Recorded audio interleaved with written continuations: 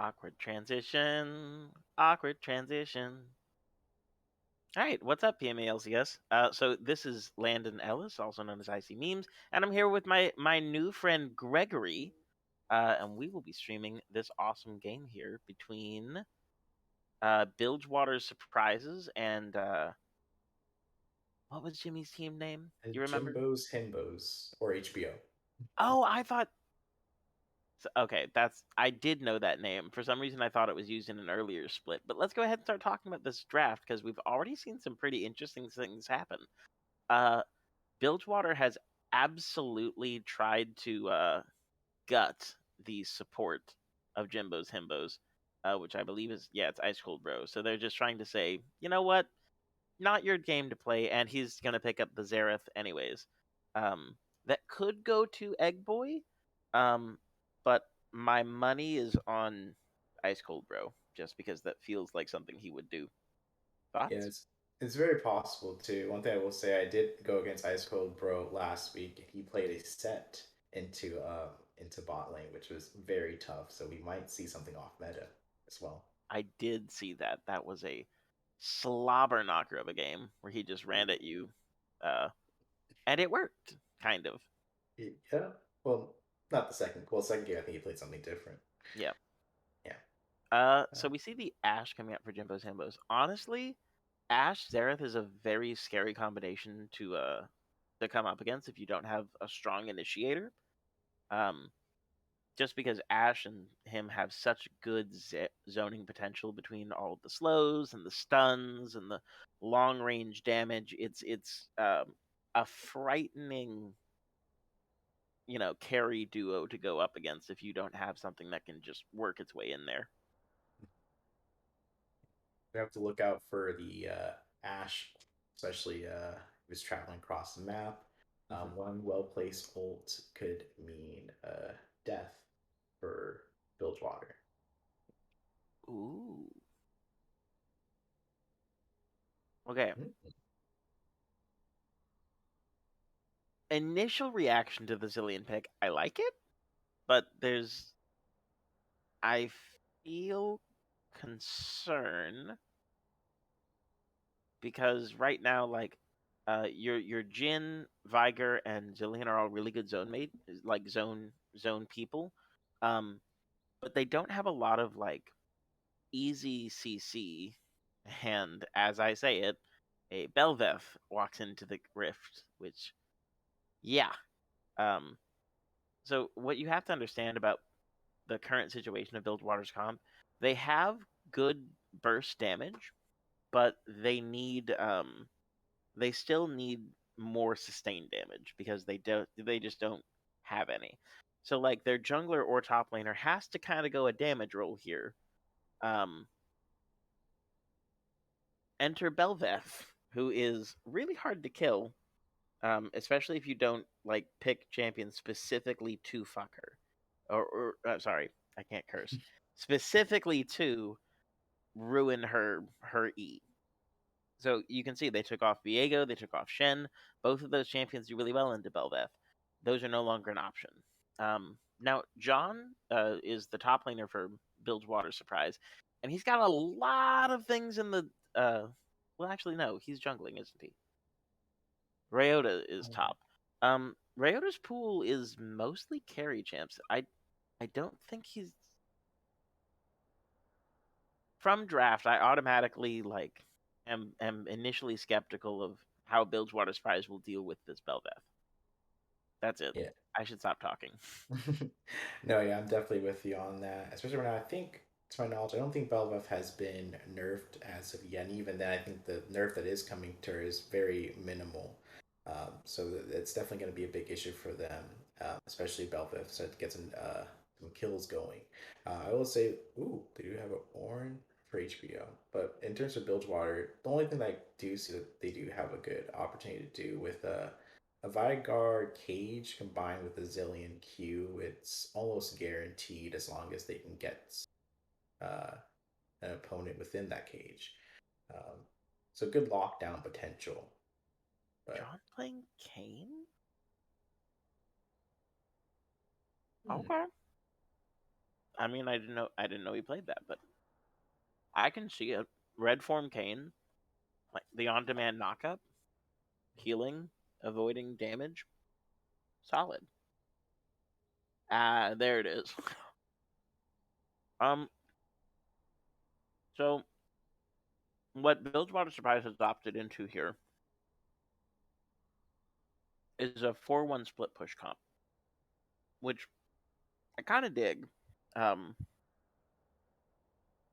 Orin should never be able to handle a Fiora past like item and a half. And Victor coming in for the mid lane. Yep, it is an ice cold bro Zareth. So uh, we have a long time to talk about this, because it's going to be the rest of draft, and then they'll do their um, pick ban, and then even after that we have a 3 minute delay. So we have like 6 minutes to kill talking about these comps. I don't really want to rush into it and like just sit in silence for 2 minutes. So let's start by talking about the general vibe of each team. What is Bilgewater Surprise telling you, Gregory? Based on this team, as you said before, I think the 4-1 definitely is their go to strategy for this situation. In terms of team fight potential, they have heavy lockdown. With Jin with his W, you have Vigar with his Cade, Zillion with the double Q. If Kane goes red form, he has that knock up. So they're very very good in terms of lockdown. The only issue I could probably see with them is at least in terms of strong front line that can tank a lot of damage. Aside from the cane, they don't really have much, so they're gonna have to be a little bit careful of any kind of flanks. Um, you know, if HBO is able to pull off any flanks, it could be an issue for them there. Yep, absolutely agree. Because like you were saying, they don't really have a strong like tanky front line. They have Kane, who's a bruiser and heals a lot, but essentially you're banking your team fight survivability on Zillion ult, which is not necessarily a bad thing, but it requires Kane to be so far ahead that when he is dead, they want to stay next to him to keep him from re-entering the fight. No sparkle Um, penis anyway.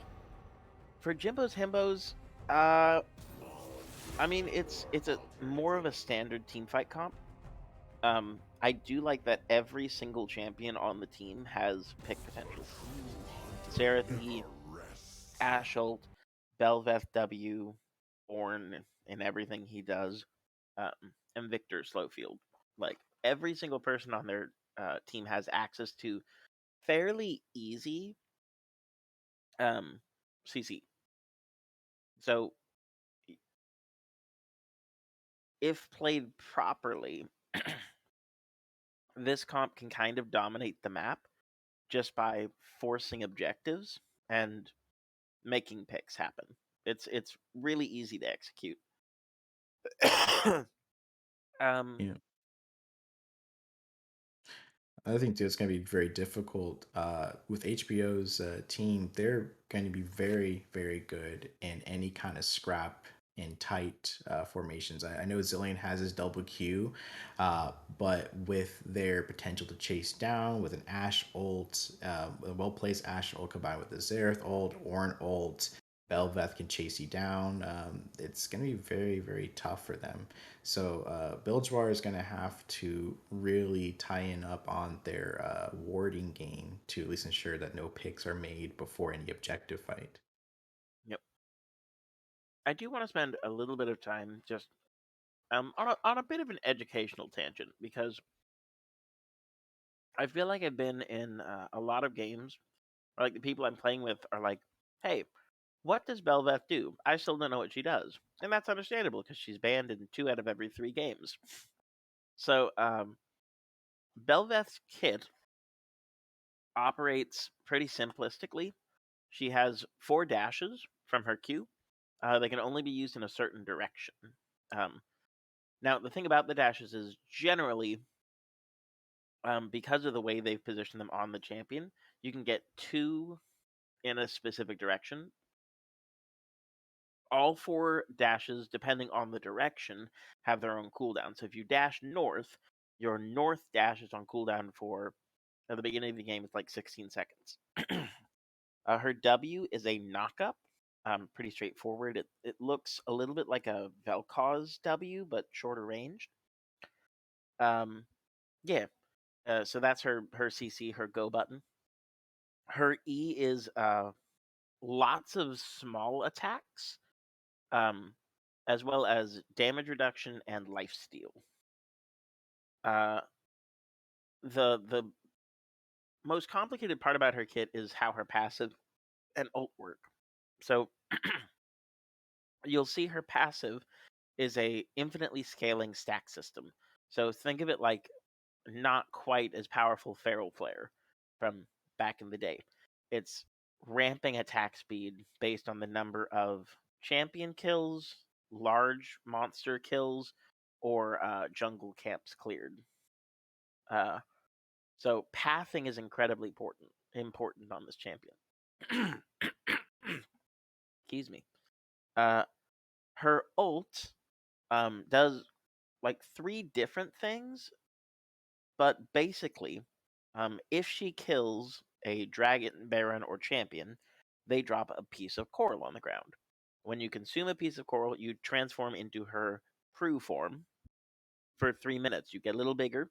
You can dash over walls, and I think it used to be your attack range increased, but they actually recently made it so that her base form got the attack speed buff too.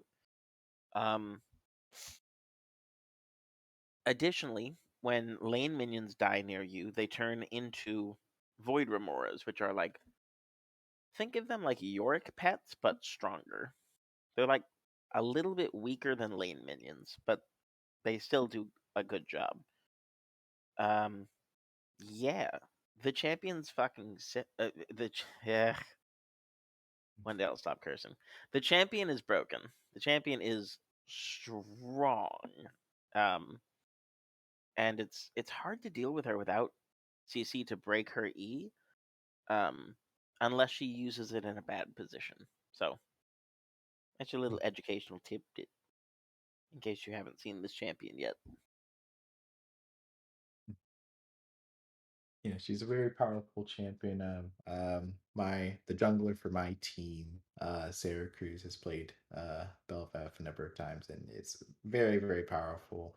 I don't know if you mentioned that with their with Bel'Veth's attack speed, there is no cap for Mm. that. So late game, if it's very, very dangerous for the enemy team.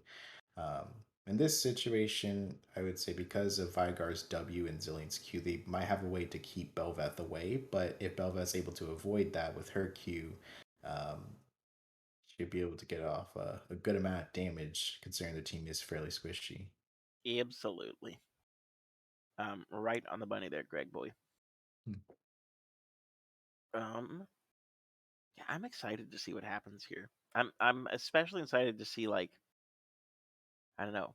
I feel like one of the teams is going to go for an invade, even though neither team has CC, and we're just going to get a slobber knocker from level 1. Yeah, for sure. I think that an invasion could be a potential, or we might just see a 5 point from both teams, which wouldn't be a bad option either. I've got $5 on going through Tribrush. Uh, I don't have $5, but if I did, Greg, I- what do you mean? You're not uh, a betting man? I mean, it's not that I'm not a betting man. I'm paying for loans, man. You know what? That's fair. Yes, Will you bet 5 theoretical bucks with me? yes, I would. Absolutely. Where you betting them? Where you putting them? I'm thinking one team's gonna do a 5 point, another team's gonna set up an invade, and or maybe take a buff, or they're going to leave it. You think set up an invade or stack a bush? Stack bush and then invade. Oh, okay, gotcha. Yeah. I think both teams are going to invade. My money is on blue team going through Tribrush, though. That's my call. All right, we are on the Rift. Should we double check that we're at the same time? Yeah, we should. Okay, 20, 21, 22, 23. One, 24, 25. So I'll pause. You want to do 30? I'm about a second ahead of you. Yeah, I am paused at 30 now. All right, I'm paused at 30 as well. Strimmer, are we there? 30 seconds until minions spawn. Oh, we're at okay. Can Okay, you so we'll do pause? 40. Yeah, pause at 40. We'll get there. No, they're both 5 pointing. I'm out Well, 5 theoretical bucks. Okay, we're at 40. yeah, Give countdown, Strimmer. Okay. 49. Oh, so we'll just pause at 49 then? That works. Yeah. So once when it plays, we'll just go.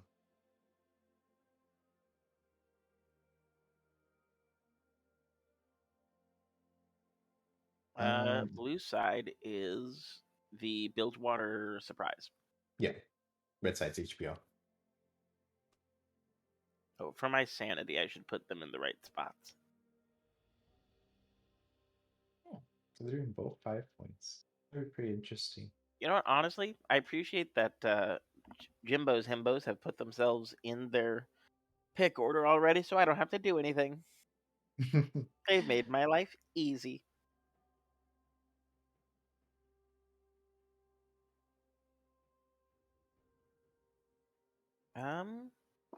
I'm trying to. Oh, there it is. So I'm looking for anything kind of odd or strange in runes. Um, I I do see that Hornstar has elected to take cleanse, which I actually think is a super smart idea, versus Ash Arrow. Yep. Um, and then the Ice Cold Bro has elected to take First Strike to just start bullying them from the beginning of the game. I think he's already gone and tried to poke someone with it. I think he started W. So, which for all of you people playing Xerath support, W is the better level 1 ability. Fight me. That's the. Uh, looks like Orn only has. Looks like Jimmy only has refillable. Hmm. Yep, it's a classic Horn strat. Because he can build items in lane, he's going to save up for a better starting item, basically. Ah, that makes sense.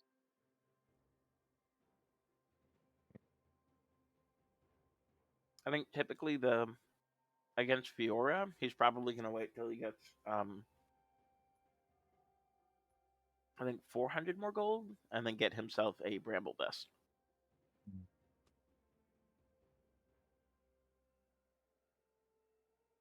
It's interesting seeing a comment on Vigar. Yeah, that's not one you see every day. Mm. Now it's fair to note that Hook My Book, which is Brandon Osborne, I love that guy. He is not a mid laner by trade. He was, I think he's a support main, but when he played with us, he played as a top laner. Oh my god, Aggie. Yeah. Well, at least the good news is, at least with Vigar is a fairly easy champion, so I think Hook by Book has a pretty good shot here mid lane against Egg Boy and his Victor. Yeah, Um, and you well, know, I don't know if you caught the game last week where he played Viger, but Hooky absolutely popped off. mhm. Um, Yeah. the only, I mean, you can argue for different summoner runes on Viger. Like it's either Comet, Predator, or I think Electrocute Electrocute. is used.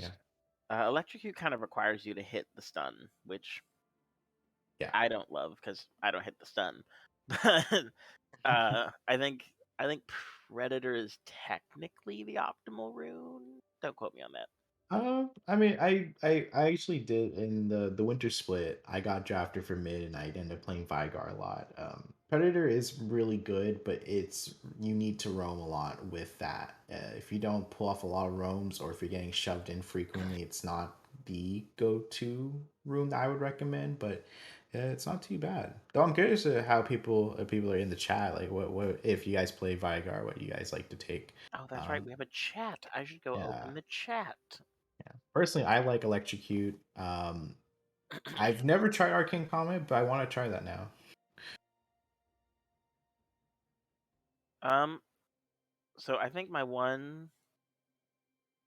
This is what I always say about people running Predator in general.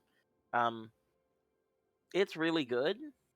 You need to remember to use it like off cooldown for everything. It's not a long cooldown. It's like I think a minute, minute and a half. Like, and it's got so many uses. Like even just getting back to lane after a roam or from a back. Like it's absolutely something you can use on cooldown and not feel bad about it. Yes, 100%. I know when I first when they had the that keystone, I refused to use it because I had a bad habit of not using items that had Yeah, active. yeah.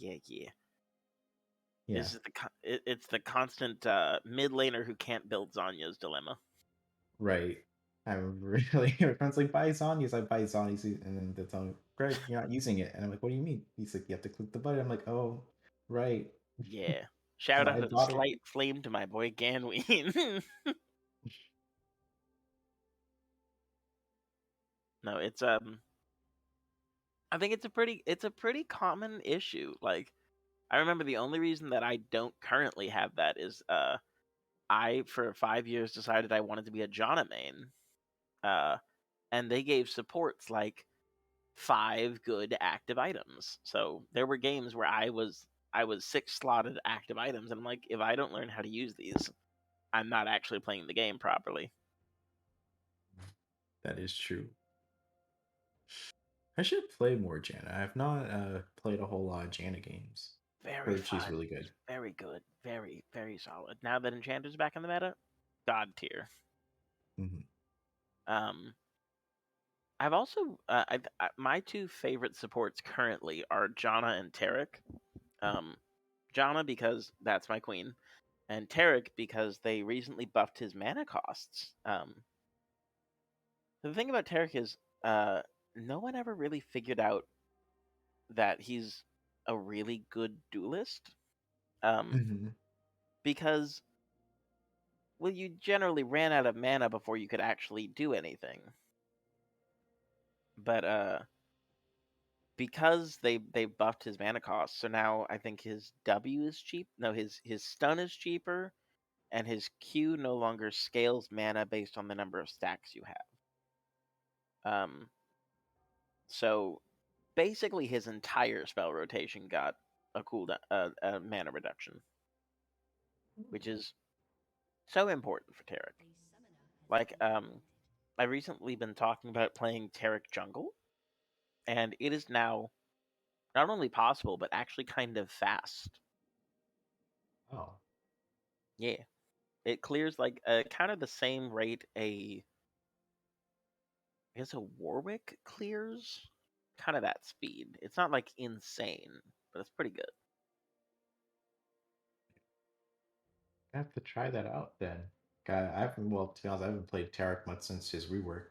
The last time I played him was, I think, before his rework. Cool. But gonna have to try him out. Well, and there's some really interesting strategies you can use. Like so the way it works is that while you are auto attacking things in the jungle, you're spamming your Q to get the faster auto attacks and the cooldown reduction on your E.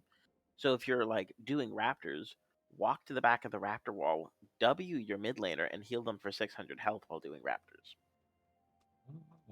Oh, we Makes are sense. back in game. Cool. But yes, Um, that is something I desperately want to try out.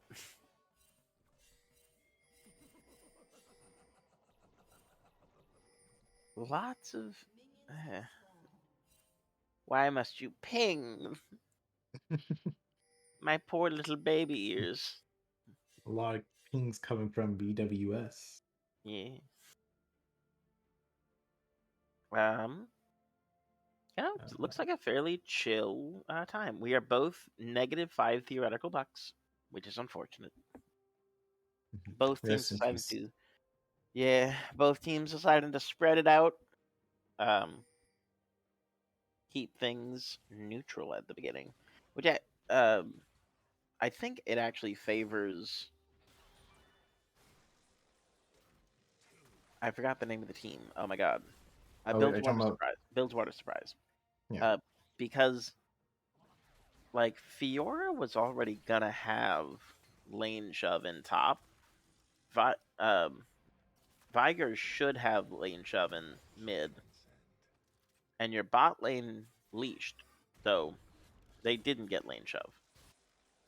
Hmm. You kind of like by not forcing something or forcing a reaction, they've kind of won at least a small part of the early game, in my mind. Yeah, I agree with you on that. Hmm. Interesting. What? Oh no, I was just looking at. That's nothing. Okay. Oh, Rayode Ooh. going with a just great trade in top onto Mr. Big Jimmy. Um, yeah, that lane is especially hard for a an Ornn to play into because Ornn generally like his job is just be tanky. Fiora doesn't care if you're tanky; she's still gonna do as much damage as she was going to do. Um, He's gonna have to play it safe. I saw him there trying to go for those trades, but against Fiora, it's just that's the champion you really cannot trade against so easily as an Ornn. now again, I guess he hasn't. Oh no, he did. He went ahead and bought a Doran's shield. He is not gonna wait out for the Brambles Vest. Mm. But you know what? Work. We love a resourceful queen. You do, 100%. Eggy is playing very aggressively against Hooky in the middle, which is not something you see from Eggboy very often. Normally, when I think of Eggboy lanes, I think of him playing um, very safe. Not that he's playing passively, but that he's like not taking many positional risks. He's like aware of where the jungler is, and he's gonna shove the wave and make sure he's got wards down. Which, I mean, he doesn't have any wards for the Kayn right now. Um, Huge fight going on in the bot lane here. It could be a double. Oh, playing it very correctly there by Cornstar, not taking the bait. His jungler's here, but doesn't look like they'll take that fight. Yeah, it was a bit unfortunate there. I think that aggression from Search and Ice Cobra came in a little bit late, and Beneficent left the lane, which when they were shoved in, the BWS was able to make that quick turn. Because Belveth wasn't there, they weren't able to quite protect the Ashe as easily there. Yeah, But they did get a return kill. Yeah, both junglers spending a lot of time down here. Um, I don't, I don't think you needed to shove that wave as Jimbo's Himbos because the wave was already shoving to you. So like your Ashe was already going to get that huge wave. So essentially, what you did is you just kind of transferred farm from her to the Belveth, which is fine. Um, it just it's not a happy thing for an AD carry to lose farm. Huge stun coming out from Ice Cold Bro. Hoder Nation not in a good spot, getting chunked out to 150 health. Super low. It's the Yeah, first time I'm seeing an Ashe and Xerath combo. yeah, no, it is just hard to work around. Both of them have really good damage, have really good chase. It's not a fun time for sure. In the mid lane, hooked my book going down about 20 CS here in the first 6 minutes. Not a great look, but again, Eggboy has been playing just super aggressively, poking him and autoing at every turn. So, uh, good on him for not dying yet, honestly. He might look to make a role play at some point, which is definitely a big possibility, especially with TP. He can get back to lane if anything, if he needs to get back. Yee yee yee.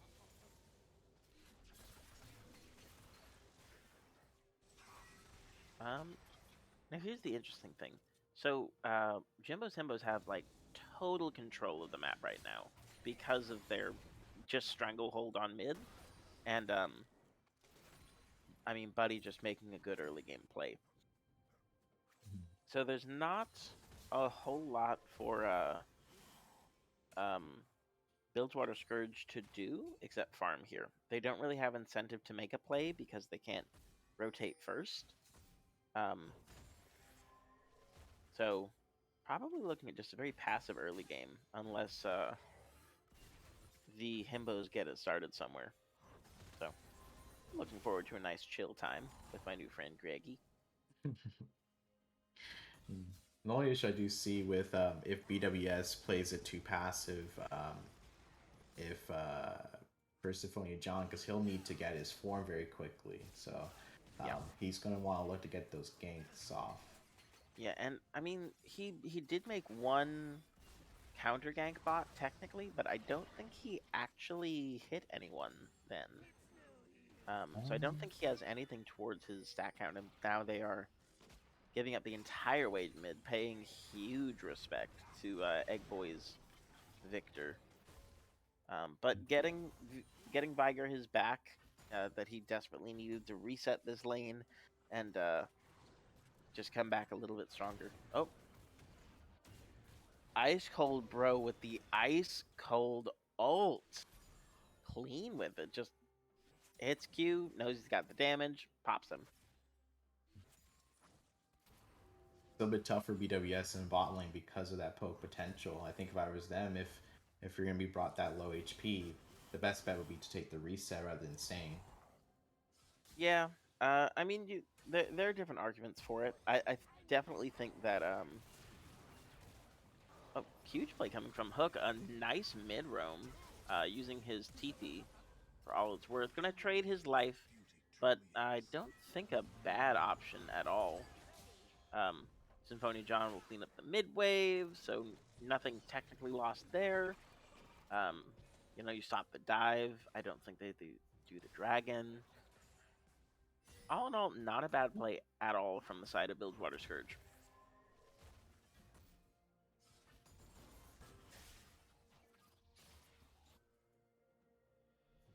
See what's happening. It looks like they are going to go ahead and start up that dragon. They have the mid control. Um, don't have anyone on the map to stop them. It's probably just a free first Drake going over to the side of Jimbo Simpos.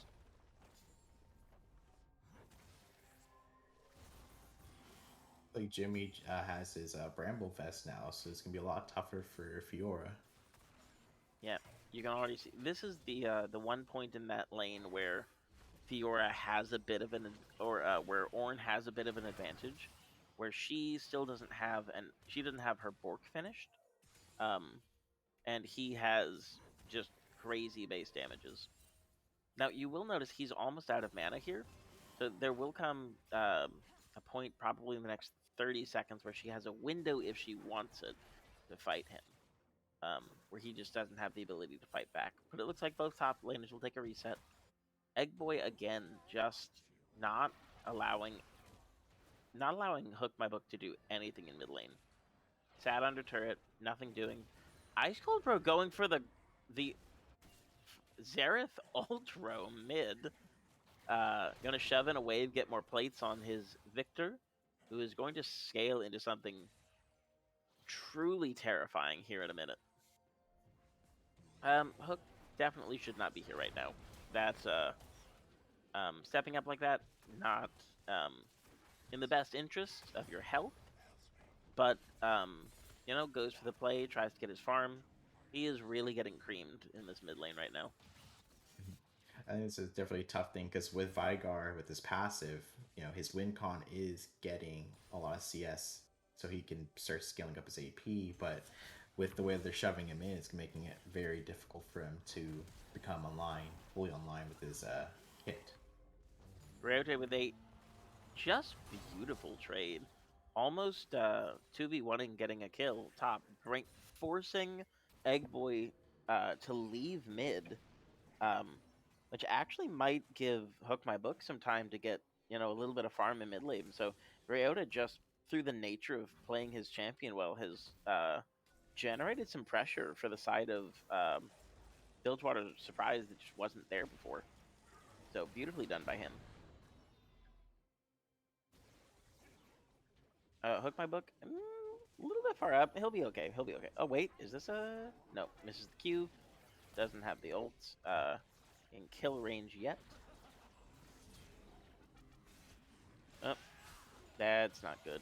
Egg Boy flashing forward. Not going to quite find the range yet, but he does have that E up in a couple seconds. He will take down Hook My Book again. Yeah, there's a... Yeah, as I said before, with BWS versus HBO, their big issue is that if they're not able to keep the divers like Belveth from like getting into them, with the cage, they have the cage and everything, they have the zillion Q, but if that doesn't work, they don't have much protection beyond that. Yeah. Additionally, like, here's the biggest problem I see right now. Symphonia John is at 12 minutes without form. I haven't seen him hit anyone this game. Like, I don't think I've seen him, like, use an ability on an enemy champion yet. Which is, as Kane, not good. So I don't know if he just hasn't found those opportunities or if they haven't presented themselves, but it's going to be a very late Kane form. It's not what you want to see in this situation. Yeah, it's gonna be tough, especially here. It looks like they're gonna be going for this Rift Herald. It's not gonna be Yep. not gonna be able to contest this so easily. Yeah. I mean, it's currently a 3K gold lead for Jimbo's Himbos at 13 minutes. That's quite a large margin. Not unwinnable, but it's going to require a very good play here. Hook My Book getting run down by Egg Boy. Just going to drop the ult for the kill. I think there was a good angle there, so good on him for going for it. We always like to see aggression as opposed to like not trying something.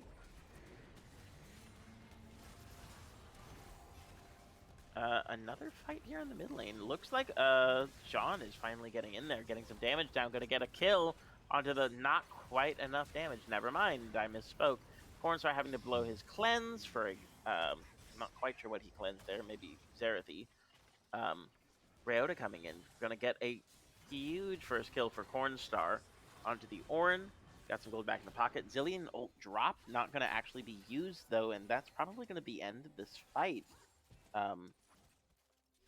Although Hook My Book has shown back up, he could look for an ult play here, or he doesn't have ult. He's just going to slow flash, run away, not die. Good for him. Ice Cold Road just doing chunks of damage right now. This is a not even first item yet Xerath right now. He is absolutely massive.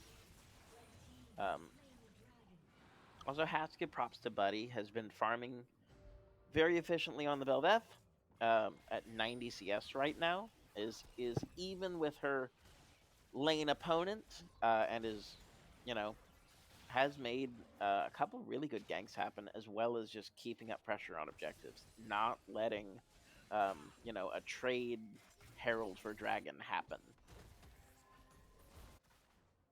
I'm kind of curious. I'm kind of curious. What do you think on this? What do you think BWS needs to do to get back in this game?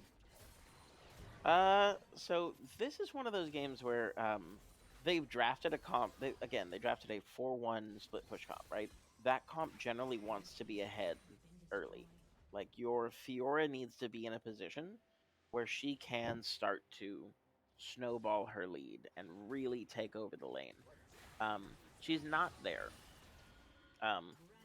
And like we just saw, Egg Boy just one rotation hooked my book. So they're in a very difficult spot right now, where this Victor isn't really gonna let them do a 4-1. I don't think they can. I don't think they can pull off their 4-1. So most likely, what they need is just a couple good picks: a good baby cage into a Jin W, into Zillion Bomb on someone that is just out of position. So if I were them, I would start looking for death pushes, like just something cheeky around the next objective. Get there early, you know, miss a camp, back before a wave crashes, but get in a position where you can, throw a Hail Mary at someone out of position. Because it's PMLs, yes, they do happen. It is possible. And here we go. First try, Symphonia John gonna get ahead and get a W. If skill shots miss, no fight happens. John at 17 minutes is still base Kane. So, I mean, I I almost say that you have to get John to red Kane. And here he goes. Hopefully this will be some more sacks for him if he doesn't die. Gonna ult, ignore the Belveth E, but not a whole lot to do there once you get out. Yeah, I think this situation, because of how aggressive HBO is playing, the BWS's jungle is no longer that safe to just walk into that easily. They need to put down wards to protect Yeah. themselves.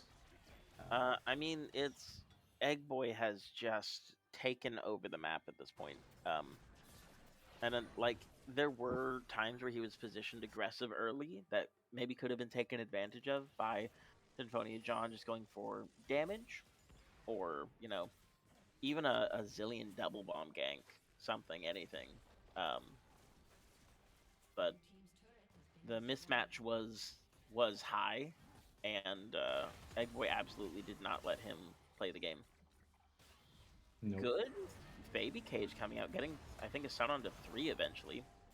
Symphonia John has hit red form Kane. He does have that W knockup now, and will be healing a lot more in fights, but doesn't look like Chimbos Himbos are going to take the fight. They'll just continue sieging, using their superior range to just chunk them out and clear the wave.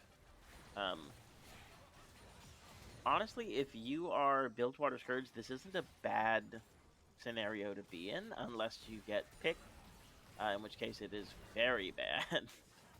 It looks like they will escape without having to burn any major cooldowns yet, but the siege doesn't stop, unfortunately. It's still just very strong. Yeah, look at that. Xerath Q plus Victory, and you kill someone from half health. It is a absolute minefield down here of abilities. It's a very tough decision for them to decide if they want to stay underneath this turret and risk getting poked out, or leaving the turret to save themselves. It's definitely a tough decision for them. They should absolutely give this turret. If I'm giving my personal opinion, this turret is gone. Take your jungle before they rotate to your camps and take them too, and set up for this Drake. Because if you stay under this turret, they will have first rotation to the Drake. You will have to blind check them through there because you haven't been there in the last 5 minutes ish. And that turret's still going to go down. You haven't really saved or delayed anything here. If anything, you've caused farm to be farther away from your turret. Buddy not picking up Void Coral here. Confident that he can get another champion kill, obviously. But a 2-item victor at 20 minutes in the game is a scary thing.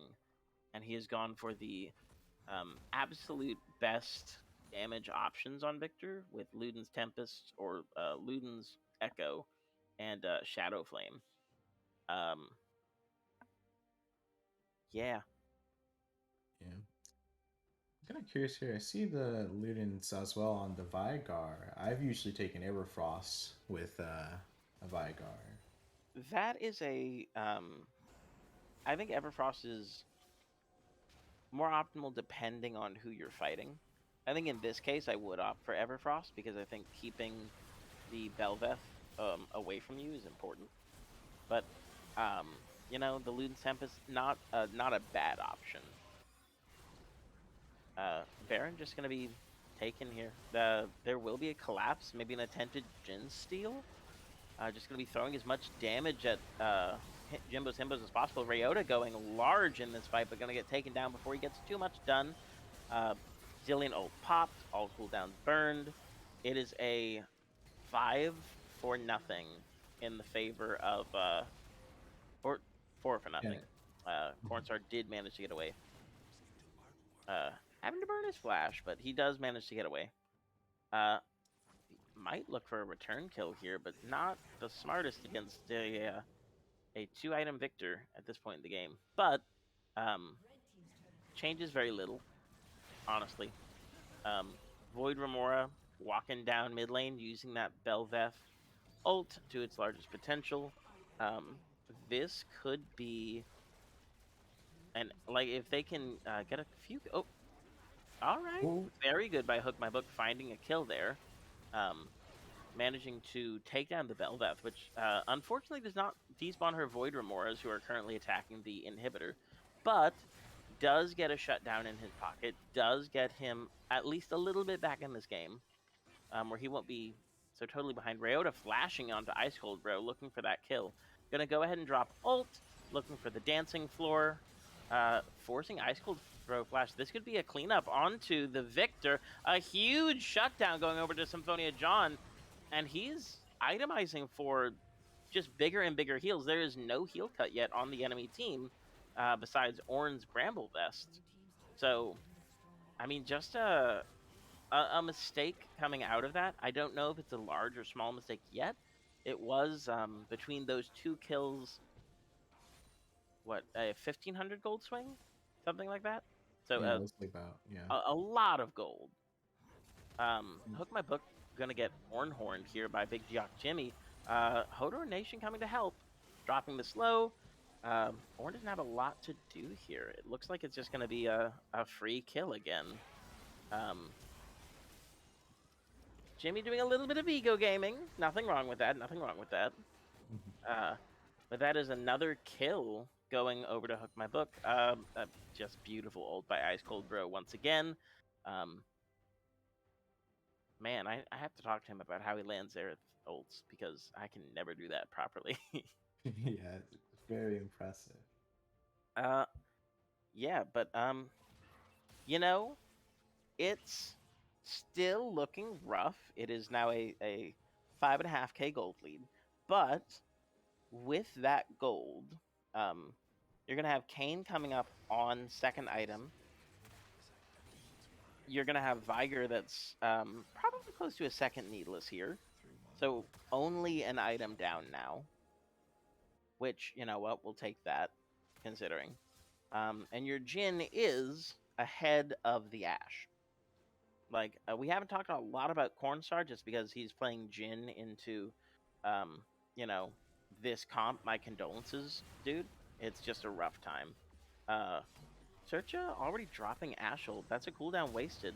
Hook My Book gonna get a lot of damage, but the Shirelia's Reverie from Hodor Nation gonna get him out, but Hodor himself will go down without being able to cast his ult. He will get the Zhonya's off, and buy a little more time, but it's not gonna matter. It's just gonna be another kill over to the side of, oh, will it happen? Yep, there it goes. Ice Cold Bro doing Ice Cold Bro things. That dude is scary. Yeah, and the two big things, as I mentioned before, I think in terms of fights in closed spaces, I think HBO still definitely has the edge here. I mean, the lead definitely helped out, but I think with how their comp works, they want to dive in. If Vigar doesn't get a W down, if Zillion can't get a double Q down, they're easily open for any kind of attack from Bel'Veth or an Ashe ult in a closed space, Xerath ult, Q. Well, I do want to mention one thing. So you're saying that Jimbo's Himbos want to die? We'll get to that in a second. There's a fight. Kayn gonna go ahead and dodge the Ashe ult using his ult. Very good. Gets back to about 3/4 health. Has that spirit massage now, so very tanky. Ashe losing her cringe bow. Is there an angle here for a beautiful Jhin snipe? Let's see it. Taking down Eggboy to about 1/3 health. Gonna get the Gale Force into 4th shot. Gigantic play coming out from Cornstar, keeping his team back in this game. Sorry, you were saying that the point of Jimbo's Himbo's comp was to run in. Yeah? No, I was saying that they just have a stronger fight potential in the jungle, in closed Yes. spaces. Yes, absolutely. Not necessarily saying they have to go for that fight. I think going for that dragon probably would have been a Buddy. safer bet, but I will say that BWS shouldn't be looking for a fight in the jungle. Especially with at least back then, they didn't have any wards there either, so they were just face walking into any bush. Yeah, kind of a sloppy exit there by Jimbo's Himbos. They do get 2 inhibitors, but I mean, you really shouldn't be giving any gold over right now. Like, Cornstar is an absolute monster. If he gets a 3rd item, these fights look different. Just period, end of discussion. If he gets his Infinity's Edge, these fights look very, very different. Additionally, like Ryot's Fiora is looking pretty nasty. What's kept it under wraps so far has nope. I was talking all that good stuff about Cornstar, and then he gets insta popped. That is unfortunate. Yeah, not to say here. It's just running at them with abilities because wallets are smack. Yeah. And biggest thing, as I said before, I think the vision. There's not a lot of vision from BWS within their jungle for protection, so they're just kind of walking in there, leaving them open to these kinds of attacks. And because they're also not grouped together, it makes it a little bit tougher for them to handle the fights. Yeah, it's definitely a rough situation. Ice Cold Bro gonna actually get taken down here by the Fiora, finding her footing, getting 2 kills in the last couple of minutes. She did have to burn Flash for that, as Ice Cold Bro has so delightfully pointed out. But if she can get rolling in these team fights, continue to find these 1v1s, there's an angle where she can start her split push dynasty again. Also looks like Viger is getting a lot more of his stacks up now. It looks like he's at 181, which is pretty good. So, yeah. If I was in HBO's, go ahead. I would say if I was in HBO's shoes, I would try to further the lead, and get closer to getting this inhib getting the Nexus, because Vigar is just going to infinitely scale. And Viger does infinitely scale. That is a good point to make. He's also opted for the Rabadon's Death Cap to make that scaling happen just a little bit faster, as opposed to getting more, protective items. HBO making a very smart choice here, saying, hey, we already have 2 inhibitors.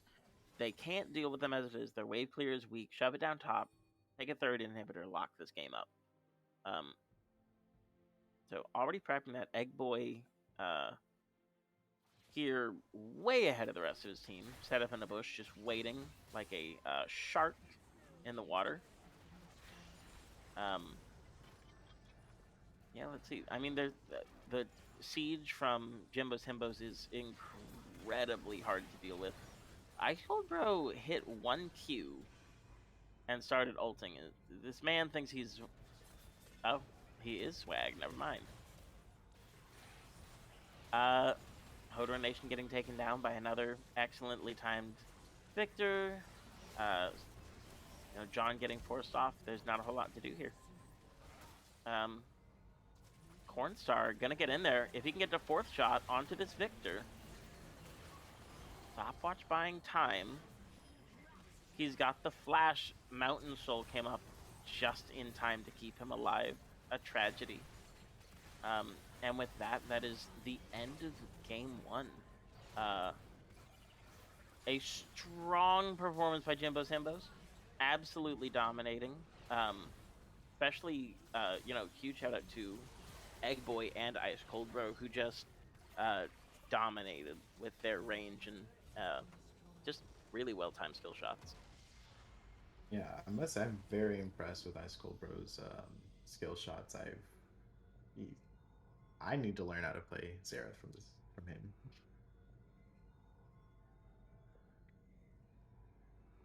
Yeah, absolutely. Xerath is one of those champions. Like, if you have the skill shots, you are just good to go. Mhm. Um, so good Yeah, on him. And let's see what I am very excited to see what happens in game two. What yeah. kind of adaptations we make? How do we counteract his split push or his dominant mid lane? Um, you know, I have a word to use, but it's not appropriate for stream. So uh, Mhm. basically, how are we going to deal with this monster that is Coach Egg Boy? Like, how do we either, you know, stuff him in lane and keep him from doing something, or how do we draft a comp that will deal with his champions? Yeah, it's gonna be pretty tough there. I think the big thing is that Ice Cold Bro, not Ice Cold Bro, Coach Egg Boy played very aggressive there and was able to shove in Hook My Book. So it could come down to what champions are being selected. Also depends on just um, the ability to avoid um, Kojak voice attacks in return. But plays he played Victor very well there. I will say at least for BWS, I felt that my book did play Vigar fairly well, especially he started to catch up in CS around the late game.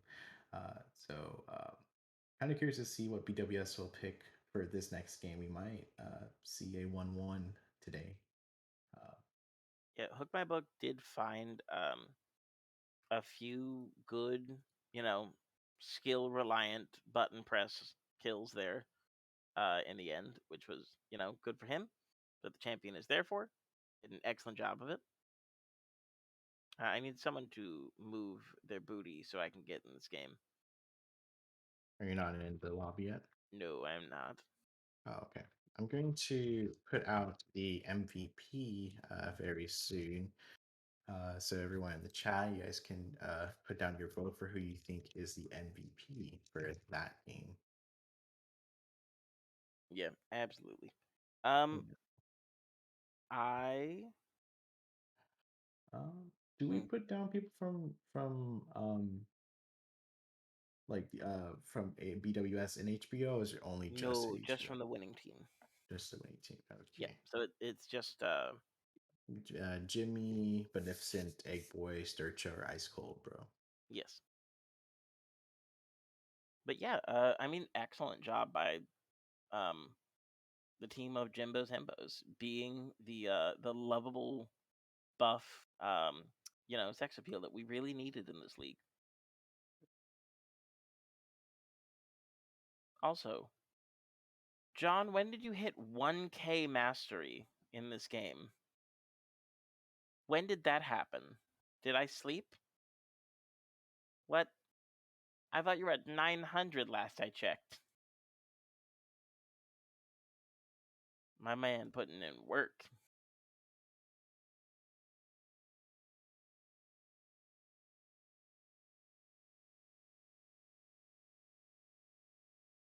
Yeah. The straw poll is up. I'm kind of curious to see what uh, everyone's opinion on the MVP. Um,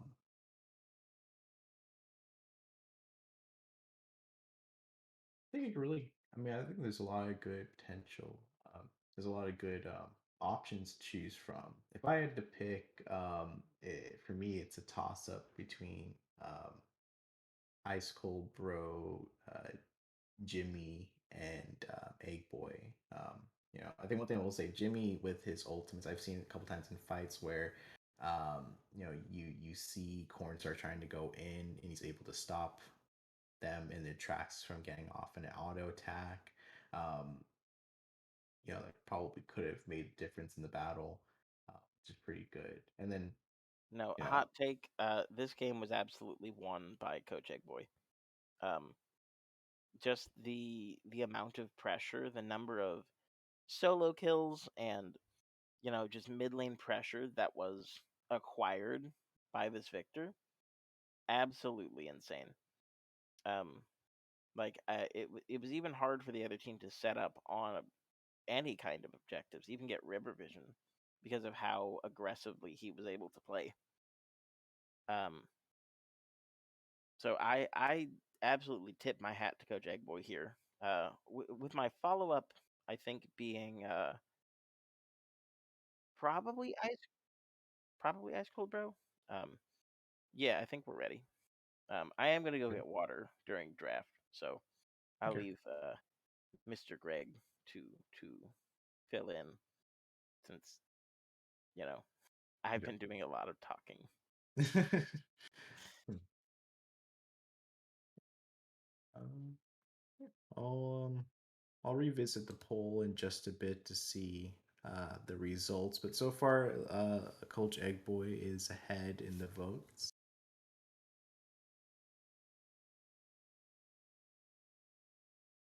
And if you are just joining us, we are in a PMLCS game between Jimbo's Himbos and Bilgewater Surprise, HBO and BWS.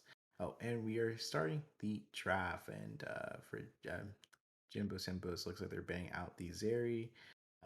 Bilgewater, they are banning out Seraphine. Very interesting here. Looks like Samira is being banned out and Thresh. So they're looking to try to ban out HBO's supports. I'm kind of curious to see what support we'll see for HBO. One thing I will say, at least with HBO, I think I may have mentioned before, Ice Cold Bro can play some off meta support, so very interesting. Oh, and they just locked in the Zera, so we might see Ice Cold Bro in support. Um, uh, Perhaps we might uh, see the same comp again. If it isn't broke, don't fix it. Of Oh course, my God, they let him have they let him what? have Viego. Okay. Ooh. I hope Hodor plays Leona this game. Yeah, that would be very good.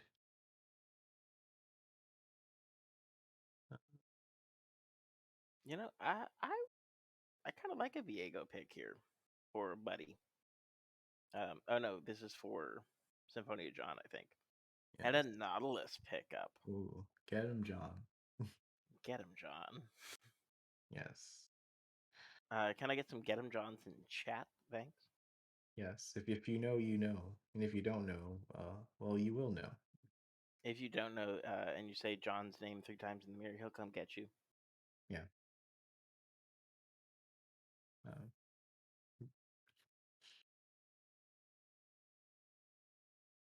Gonna be ooh. Oh, it will Sivir. be a separate pick. I don't Mhm. believe that was picked by LOL Draft, so that should be Searcha on Sivir. Yeah, most likely. I did actually And play against Searcher last week, and he did play Sivir. It's pretty good. Pretty so good. I'm a little bit no, it's fine. So Sivir for Ash here is a pretty fair trade.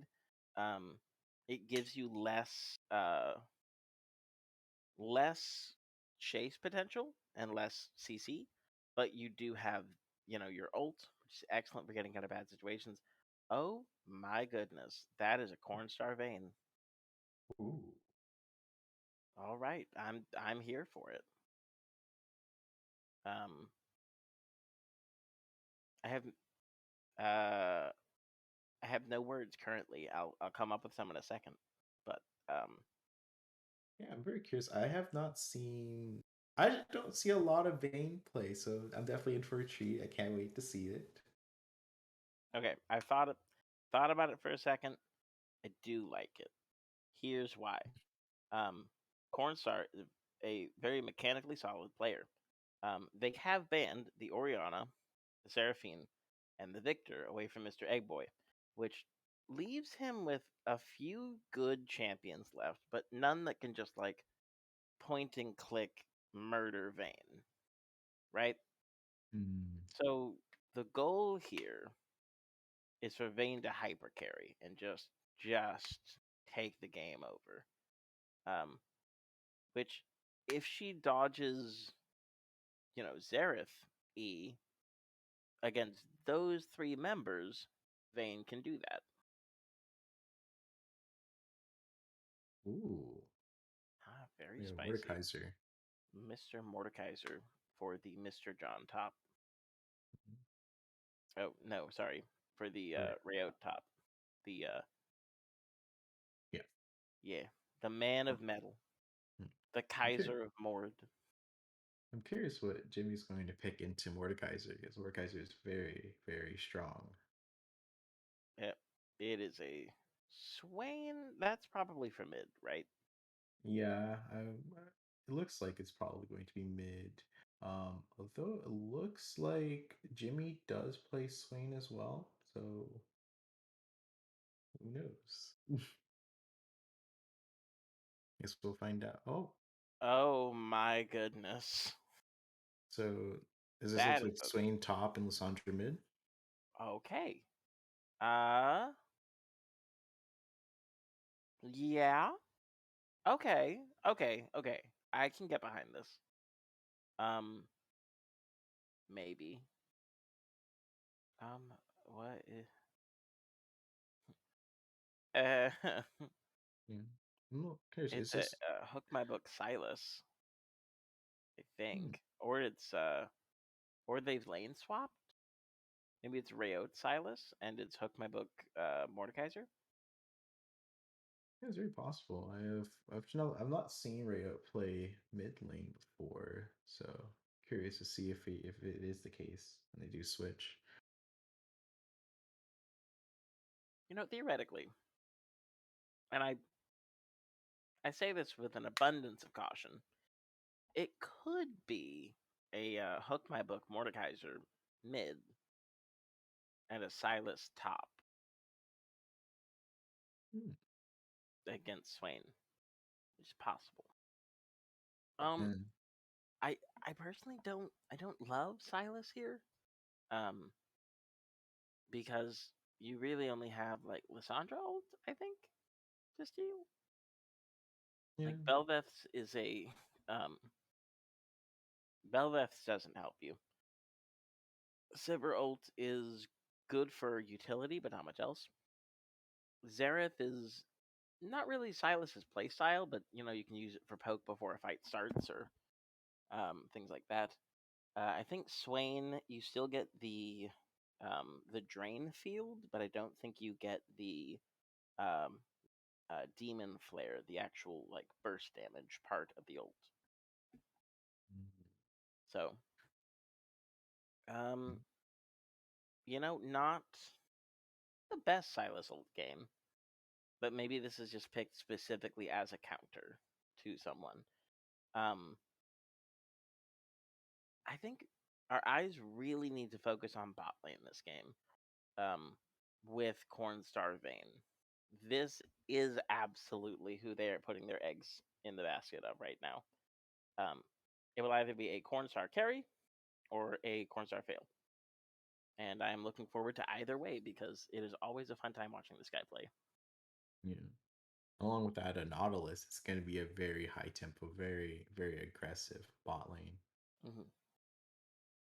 Well, Nautilus, I think, is kind of the classic mage bot counter, right? Like, he Mhm. does a really good job of getting on top of people. He does a good amount of damage, um, and he just doesn't die. Um, well, we have some time. So while I was up getting water, I noticed that I had some uh, some mixed beverages that I went to a wedding last weekend and they were just like extra at the end. They're like, "Do you want them?" I'm like, "Absolutely, I'll take them." And I opened one that is supposedly margarita flavor. Um, it's not. not good. Oh. Like it's definitely margarita. It's not a good margarita. Very upset because normally I like these things. Yeah, it happens sometimes. For me, I'm more of a go-to just to have like just wine. Ah, I should have had some wine. It Damn it. looks like with the game MVP, it looks like it is going to Coach Egg Oh, Boy. he doesn't. Oh my god. He doesn't. Oh, it's not. Rayo doesn't have Silas. Ah, yeah. So it looks like they're going to buy. I'm assuming they're going to go and buy Silas right now. Then. I'm fucking. No, I can't. God, I can't stop saying that word. I am deceased. I am in shambles. I'm absolutely broken down from the inside.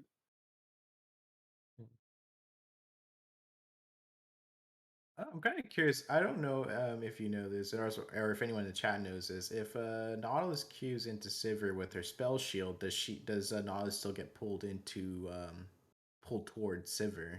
Yes, he You saw does. that? Mm, Now he doesn't get pulled the full way as if he had queued a wall. He gets pulled to halfway as if he had hit her and they come to the middle. okay.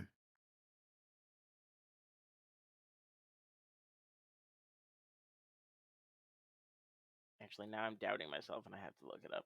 1 second. Yeah. I could see that being an issue if Sivir baits with the E and Nautilus gets pulled, like especially in a way in which it gets pulled like out of the wave, like a minion wave. Zareth could stun him. Because early game, I mean, Nautilus isn't super tanky, so it wouldn't be able to handle a burst. At least at level 1, maybe level 2. At least not so easily.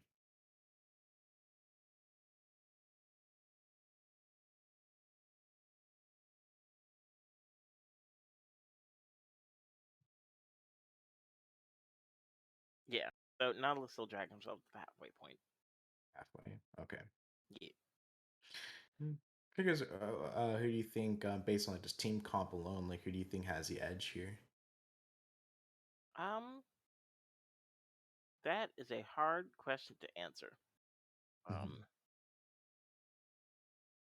If I have to go off purely the one that I like more, like the comp that I look like, and I genuinely fear for my life, that would have to be Jimbo's Himbos. Like Bilgewater Surprise. Yes, it's a Vayne. It's a more traditional comp, but there's just so much. There's so much burst damage and so much sustain and survivability options and gank potential and just scary things happening on Jimbo's Himbo side. So I would very much like to never be invited to their parties and stay as far away from them as possible.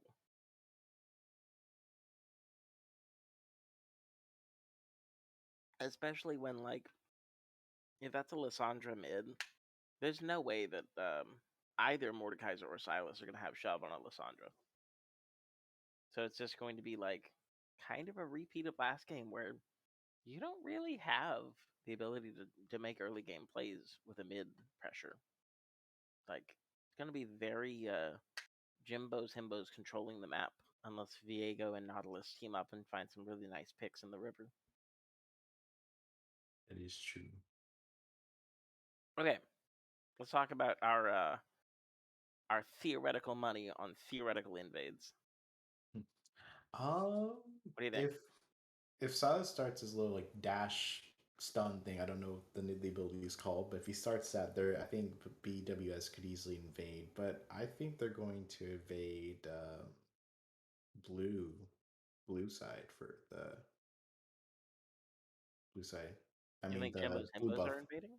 Oh, okay, got. Oh, they're gonna BWS is invade the getting top side. top side. I think they could invade top Okay. side fairly easily.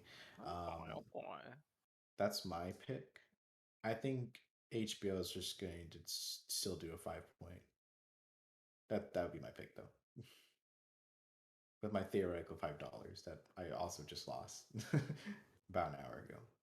It's the theoretical bank of loan forgiveness. So every time you go Oh, negative, you go back to 0. Um, oh, cool. I'm gonna put $5 on. I do think that they're going to invade. I think they're going to invade red side though. I think between Nautilus Hook, as you were saying, the Silas E, even a possible Viego starting W, not out of the question. Um, just lots of good options there. I also think that the other side will either invade through mid River Bush or DAC because their level 1 is no joke. And they also have Swain, they have Zareth, they have Lysandra. They do have good lockdown for level 1. That is true. That is true.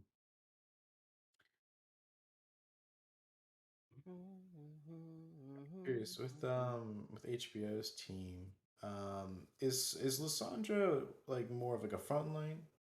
Kind of with a lot of abilities, not gonna be up close. Does Lysandra want to be in the front line like for a prolonged fight? I'm not really used to Lysandra. Lysandra's a very interesting character design. She's kind of. I always think of her as a jack in the box. So she just appears somewhere in the fight, and wherever she shows up, no one on the enemy team will move or do anything for about 3 seconds, except for hit her.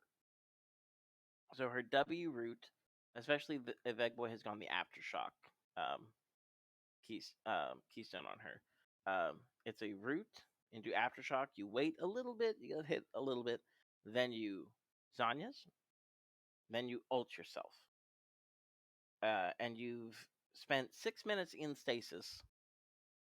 Uh, and before that, you spent, I think it's a two. No, it's just a 1 second route. But like you've essentially delayed whatever was happening in the rest of the fight for 7 seconds for free. Mm. So she operates as a burst mage slash like disruptor. You can think of her kind of like playing as fiddlesticks, I guess, if Oh, you want that to think makes of it that way. sense. Because Yeah, I know you play with Fred, so you understand what that looks like. yeah.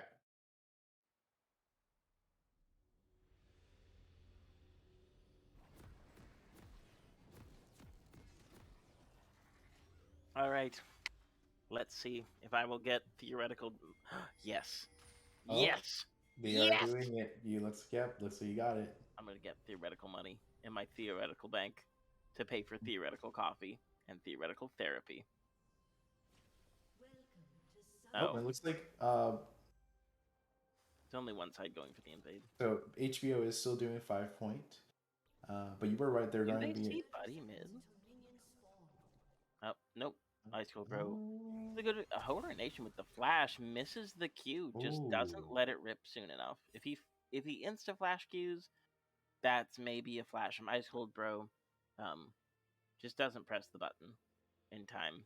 Unfortunate. Okay, so it looks like bot lane does not have a heal, so I'm gonna be curious. Kind of curious to see how that's gonna go out Minions for have them. spawned. Sorry, I missed that. Bot lane for BWS they do not have heal. Yes. That's more of a personal choice from Cornstar. Um, Heal has been seeing less. I don't want to say viability, but less preference from ADs recently. Like some ADs will even take Ignite over taking Heal. Um, just because you know it's it's not as good. Like to be honest, it just doesn't do the job as well as it used to.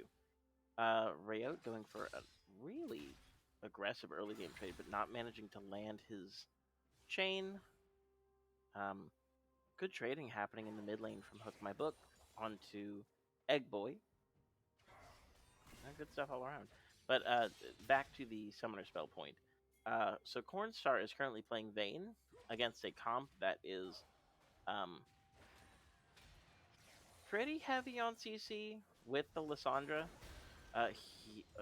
Huge trade going on by Hook by Book in the mid lane, and Egg Boy gonna be a Conqueror proc, but Hook by Book is still level 1. Gonna get the Ignite down. Will that be enough for a trade? It will. 1-for-1 in the mid lane, and the wave is pushing to Hook my Book. That's actually, well, it depends. He doesn't have TP, so he might miss this wave. But either way, a much better start to the lane phase than last game for sure. Mhm.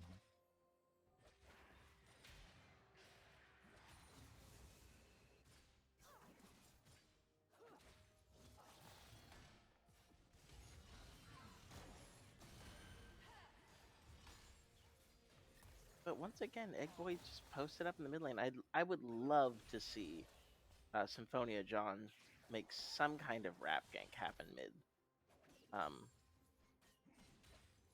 It's definitely possible. Boy, I think is with that pink ward, Coach Eggboy might be able to make an escape. Also, both junglers a little slow on their 5 camps, getting both of them finishing 5 camps at 3 minutes 30 seconds with a bot lane leash, which is about 10 seconds, if I'm being, nice, behind the standard. So,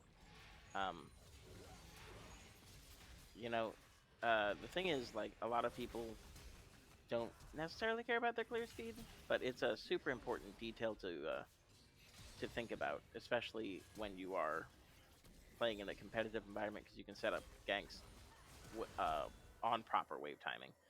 Ghost coming out for Cornstar, Ghost and Flash. Going to go ahead and pick up the Search a Kill for free. Will he be able to take down Ice Cold Road 2? No, the minions are going to take down Cornstar. He will escape into the bush, but he walks back into the W. You know, an excellent power play by Cornstar, just flexing his muscles, saying like, hey, I can still do this. Eggboy getting run out of mid lane by Hook My Book. Having to retreat all the way to his red, Budnificent having to elect out of his path to help his mid laner just come back to lane. And even then takes a pop for it. So, Hook My Book looking much more comfortable on this champion. It definitely helps that it's not a victor this time. Yeah, it's definitely gonna be a lot tougher for Eggboy here. I think this, without a doubt, I think is definitely a comfort pick for Hook. So him playing aggressive here against Eggboy, I think, is working out. Absolutely. And he's up a little bit of CS. He has the wave pushing the way he wants it to. Um, you know, snaps and claps for Mr. Hook My Book for bringing it back in game 1 or in game 2. Rayot getting a decent trade onto Jimmy here in the top lane. Does have Kingslayer off cooldown, can go for a more aggressive trade here. Does have blue buff, so all of the trades that he goes for, I mean, so long as he's healing up with his Kingslayer, he will win the trade. Just being able to spam abilities as often as he wants. Unfortunately, minion pathing there for Rayote. Oh, are we at the same time as stream? We didn't check. I'm on 555 right now. Oh, I'm at 6:01, 02, 03. 3, 4, 5, 6. Do we want to stop at No. 620? I got it. I think we should be good now. Yeah. Yeah, I'm at 16, 17, 18. Sound about right? 21. Yeah, but maybe like you're like maybe like half a second off, if anything. But I think it should be fine. Yeah, that should be just fine. Yeah. Rayote going for another huge trade. Gonna get the Swain ult and pop it immediately. Ooh. Does have the Demon Flare. Okay. I didn't know that. Very interesting. Hook My Book casting the ult, but Budnificent using all of the dashes that Bel'Veth has to avoid it. Hodor Nation not taking the spell shield, actually hits it just before it's popped. Symphonia John gonna go ahead and start resetting here. Dies too soon. Unfortunate. Cornstar still in the mix here. This is a win. This is a won fight. So long as Cornstar does not get insta-popped by Sivir damage. Let's see here. Does he have it? He dodges the Q. It's out of the way. Wow. Cornstar out here making people look silly. Rayote with the amazing E, which I didn't think would hit. Yeah. That is, you know, how many kills was that? 4 kills? Yeah, Oh, that's what I actually, it was was a thinking. full 5 kills cross map. Five. 5 Oh, kills plus a dragon in the last 2 minutes. They do need to drag this out though. They don't have a jungler there yet. Neither jungler has finished their smite, so no 900 smites to secure this. But um, good on red team for noticing, like, hey, we've gotten this dragon low. We started it, which was good, but we don't have our jungler yet. Let's pull it out so that we don't get clowned on. So good for them. A very strong start there. The team fight definitely was shifted quickly towards BWS's favor. I know one of the big things I want to point out, I think Hardor Nation with his ult, knowing who to ult and how to time the ult, at least to ensure that he can still knock up the AD carry, Searcha, baiting out that spell shield. Definitely very effective there. Yee, absolutely. Um, yeah, just really good initiation by Hodor Nation there, as well as Symphonia John doing massive stuff. John, why don't you take that, friend? Uh, Get him, John. that looked like a get him John moment. Like, Yeah. just I mean, maybe he was afraid of Ice Cold Bro just dropping a stun on him. I don't know. Yeah. That is fair enough. I mean, Ice Cold Bow has nailed his stun so That's what far. I love about Hook My Book. Look at that. He just walked into the middle of a 2-stack minion wave and fought Egg Boy. Took Egg Boy's ult, and still, in my mind, won the trade. Yeah. Look at that man. I think you mentioned it was does Hook play a lot of mid or is he play was he said support or No, top? as I said, he was support is his I believe was his main role when he first signed up, and then I think after he played in the mini split with my team, and he played top lane for us. Cornstar going in 1v2. Um, does manage to dodge some abilities, but is very low. Hook My Book managing to get the um, some good damage off, but unfortunately missing the Q, which will mean that he doesn't get the kill and gets picked up by Ice Cold Bro. Um, also could have played just perhaps a little bit farther back and avoided the uh, tower shot, but overall, nice play. Rayout in a extended 2v3, gonna go ahead and get Symphonia and John a transform, and the Rift Herald. Well played. Uh, Mid lane, Mr. Eggboy has. Oh no. Just good aggression coming out from Symphonia John and Rayout this game, who have just been all over the map. The both of them. Rotating to all the plays, no matter where they were. Excellent work.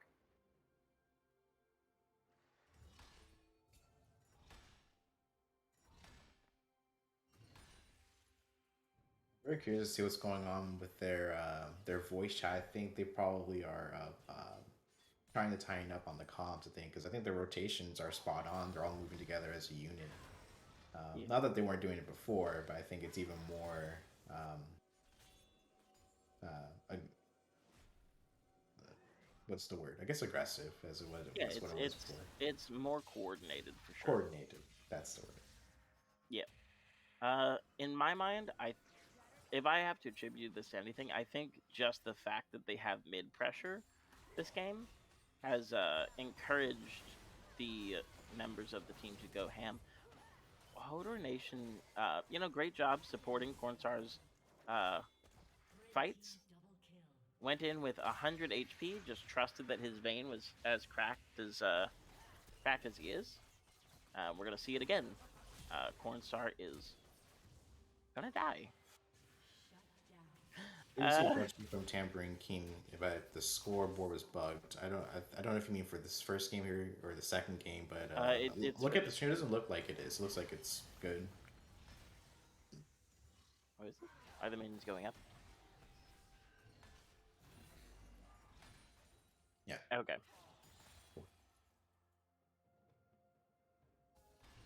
No, you know, completely different game happening right now. Much more even, but you know, being well played by the side of Bilgewater Surprise. Hook my book, just doing Mordekaiser things. Oh, you ganked my lane as a Xerath and went melee with me? Good luck. Yeah. I guess I would say like there's a big change with Hook My Book's play style here. I think one of the biggest things like, with the league here, comfort picks definitely key. I think if you play a champion that you're very comfortable with, I think generally perform better for the most part in this league. I think this is definitely a champion that Hook knows how to play really well. Like too often in this league we get a little bit too pocketed onto like, well, what's a good mid lane champ? What's a good top lane champ? I mean there was a mini split um where like my team like we had a really good Malphite player and we had a flexible top laner.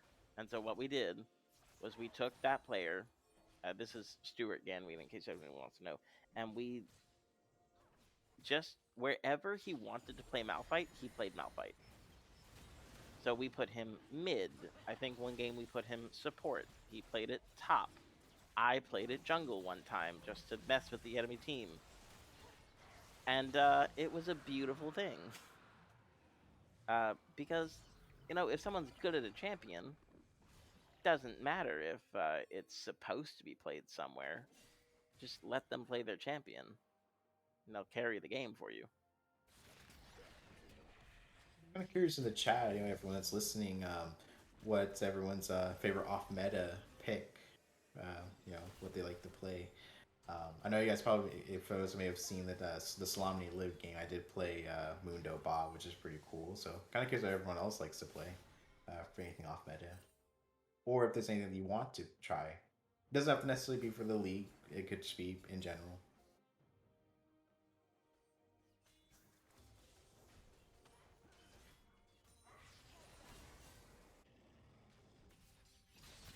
Areo going for a 2v1 and winning it. Wow, Oh my goodness. that's a stain.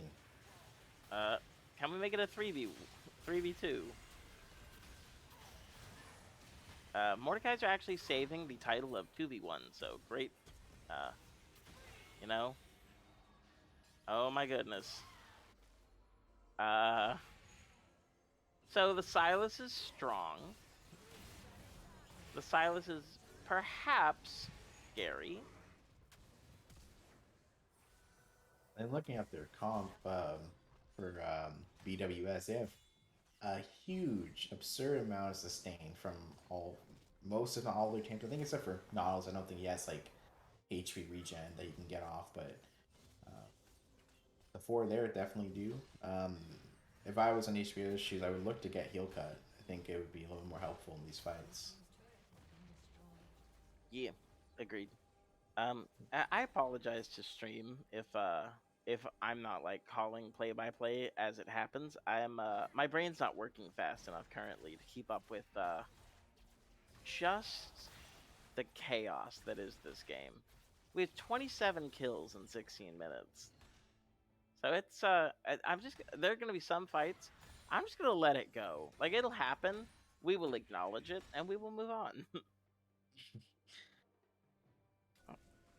it's all it's all I can really do at this point.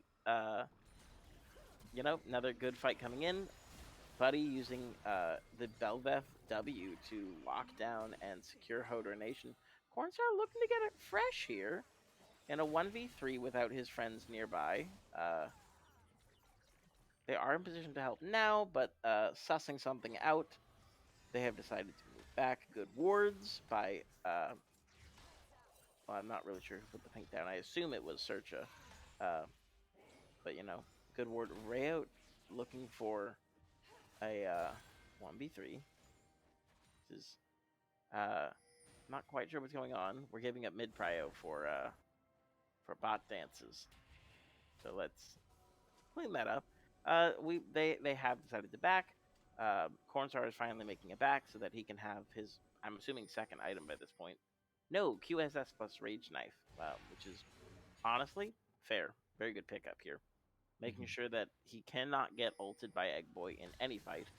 Not going to wait until the one kind of a common mistake that happens in this game is that if you need a QSS, you'll wait till after someone uses their ult on you to buy it.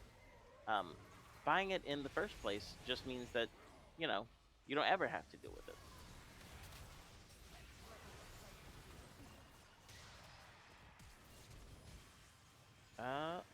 Cornstar has picked up Belveth in the back. Gonna get onto the back line. It is a 1v3. Will manage to pick up, I think, one kill here. Nope, not quite able to pick up Big Jock Jimmy. A 5 for 2 overall in the favor side of Jimbo's Himbos. Bit unfortunate. It looked like originally BWS had the edge in that fight, and they quickly turned around. I think once when the rest of HBO got there to fight them, good amount of appeal from both ends. But I think that once when the rest of the team was there and they were positioned correctly, around that point I think BWS was starting to leave, which meant that HBO was able to hatch them out there. Yep. I mean, something big there. Silas did not have Swain ult for that fight. It was still on cooldown, I believe, so he couldn't pick it up. Which meant that he ended up picking up Belveth ult, which I'm not even sure how that interaction works with him. I think maybe, like, it'll drop Void Coral, and then you become, like, Big Belveth. I don't know. We're about to find out, because there is a 4v3 happening top, and they are choosing to fight for it. Gonna go ahead and blow up Magnificent early, but just getting shredded by this Lissandra damage. Yeah, the Sivir Lissandra just doing so much work in this fight. Ice Cold Bro with a 10-stack Darksteel right now. Y'all, we are averaging almost 2 kills a minute. Never mind, we are averaging 2 kills a minute. Oh my goodness. Like Ice Cold Bro's psychic read your mind, so let's fix that real quick. Both teams are averaging about a kill a minute right now. That's what's going on right now. It's an even game where that many kills are happening. So it's not like one side is just choosing violence. Oh no, they both want it. And that excellent Herald play has just evened up the map. I think, what is it? Jimbo Simbos are now at a 1k gold lead from, I think they were down 2-3k before. And they are, I mean, they still have one more turret to pick up than the side of Bilgewater Surprise. So, some interesting things going on here.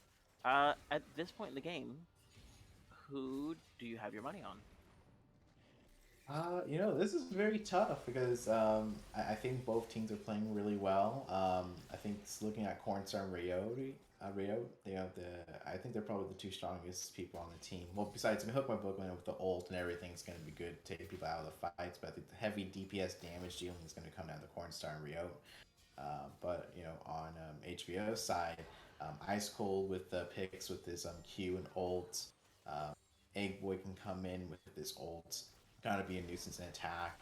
And Jimmy can sustain really well with his ult. So it really comes down to, what ult Rayout has. Comes down to picks and wards. Hook My Book has landed the Q. Will he be able to? Nope. Misses the second Q. Not going to have the damage to kill. We'll keep chasing. Should probably, is aware of the situation. Calls back on the fight there. But does manage to force Buddy out of his jungle for a brief moment. It looks like this is a Baron bait. So I have... Can we talk about power spikes right now? Yeah. Yeah, so currently, the side of Bilgewater Supplies is still playing a little ego. They're still playing like, hey, we are stronger than you. We're going to take any fight. We're going to set up on objectives before. They hadn't yet finished Vayne's second item. She has now backed and finished her Kinsu's. But previously you were dealing with just like a cringe bow Vayne. That's it. Cringe bow plus like immunity from CC, which is good, but isn't going to win you a fight flat out. 2 items now. They can probably start looking for these objective fights. But something to note, like if you wait for Vayne to hit 2 items before taking some of these crazier aggressive fights that they have been, you probably win more and you probably, throw less. Which That is a good point. yeah. Now, me saying that is kind of ironic because I am the king of egoing and throwing down in a 2v2 that I don't win. But the point stands.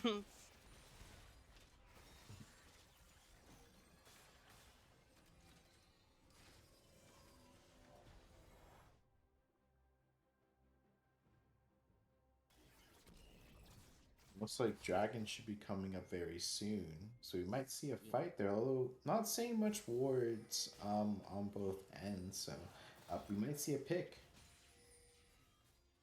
Yeah, it looks like Vayne is looking to stay mid here and get that wave shoved in. Always a good strategy if you can. Mid wave is incredibly important. It's also the easiest way to enter river if you don't have good vision setup. Enter from mid brush. There are like 3 less ways for you to get attacked. My book taking about half his health here. You know, does have the as you see a fight break out. Automatically, Rayot has gone in. He's got the Swain ult. He is burning people down. Little bit of switch mixed targets here. Great job by Rayot and Cornstar, who are doing massive work. Rayot is not going to die. They don't have the damage anymore to kill him. So if they keep fighting him, they'll lose and die. If they choose to back off, they maybe save their skin. Rayot is gonna look for the E onto Ice Cold Bro, but Ice Cold Bro not giving him the opportunity. Cornstar will pick up Big Yuck Jimmy, getting another shutdown for himself. Ice Cold Bro forced to flash. Cornstar will look for him. Cornstar has flash, lands the stun. Auto, dead. Wow, that was a big fight. A lot to impact. I think, as you mentioned before, I think that 2 item spike with Vayne, it really shows a big difference in that fight. This time. Yeah. Well, that and like, just the Silas is incredibly powerful with Swain ult. Like that fight was won because they couldn't kill Rayot. He did not die. He could not die. They didn't have the damage to kill him. And so him just being a nuisance there was actually really important because the rest of the fight was a little bit split. So for instance, when the Swain initially goes in and starts like bursting out the Viego and Mordekaiser, the Vayne has gone past the Swain, start autoing, I think, Sivir. So in that situation, if you're targeting the same champion, you kill the Swain, you get Viego his reset, you automatically win the fight, period, because Viego now resets and starts winning everything. So Cornstar going for the squishier targets, not necessarily the wrong thing to do, but I think prioritizing getting your Viego resets, especially onto strong targets like this Swain or this Belveth, would be really, really good for their team fighting prospects.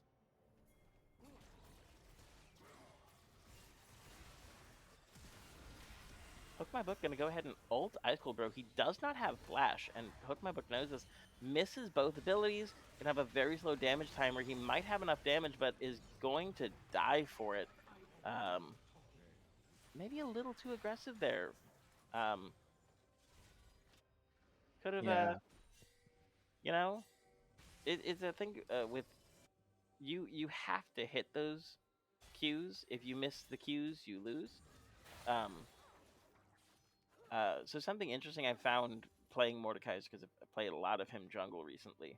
Um, you're actually more likely to hit your Q if you are max range Q distance, because the um, ability is slightly wider at the tip. So oftentimes getting full melee with a champion actually means that you'll miss your ability more often. So just a tip for anyone playing Mordekaiser. Um,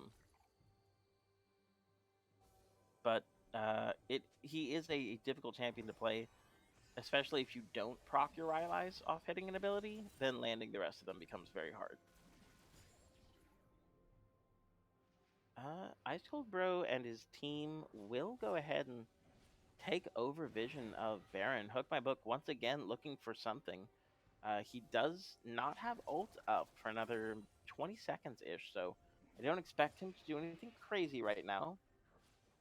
Probably just gonna keep vision here and stay in range so that they can rotate to Cornstar's defense in mid lane if they need him. Uh, you know, Ice Cold Bro definitely doing good damage with his Zereth, but not as ahead as before, not quite chunking people to death. Hoarder Nation going to be taken very low by this Zereth ult, but not going to have enough damage to kill, which will just mean that they get to back out without losing too much. Um, they are going to go ahead and start this Baron. They do it incredibly quickly with Vayne. It's already at a third HP. They have been spotted out by Jimbo's Himbos. The fight will happen, but will they get the Baron before? Big Doesn't turnaround. look like it. Yeah, Viego has died to Baron. Play call. Rayo does have Swain ult, so they cannot kill him. He will not die. But not, um, you know, it is currently a 4v2. And while the health bars are low, I don't like their odds in a 4v2 just because, Swain ult is now down. Vayne does not have flash up or ghost, and has opted for a, I don't know if you saw this, a force of nature for her third item, Mm. which, give me your opinion on that. What do you think?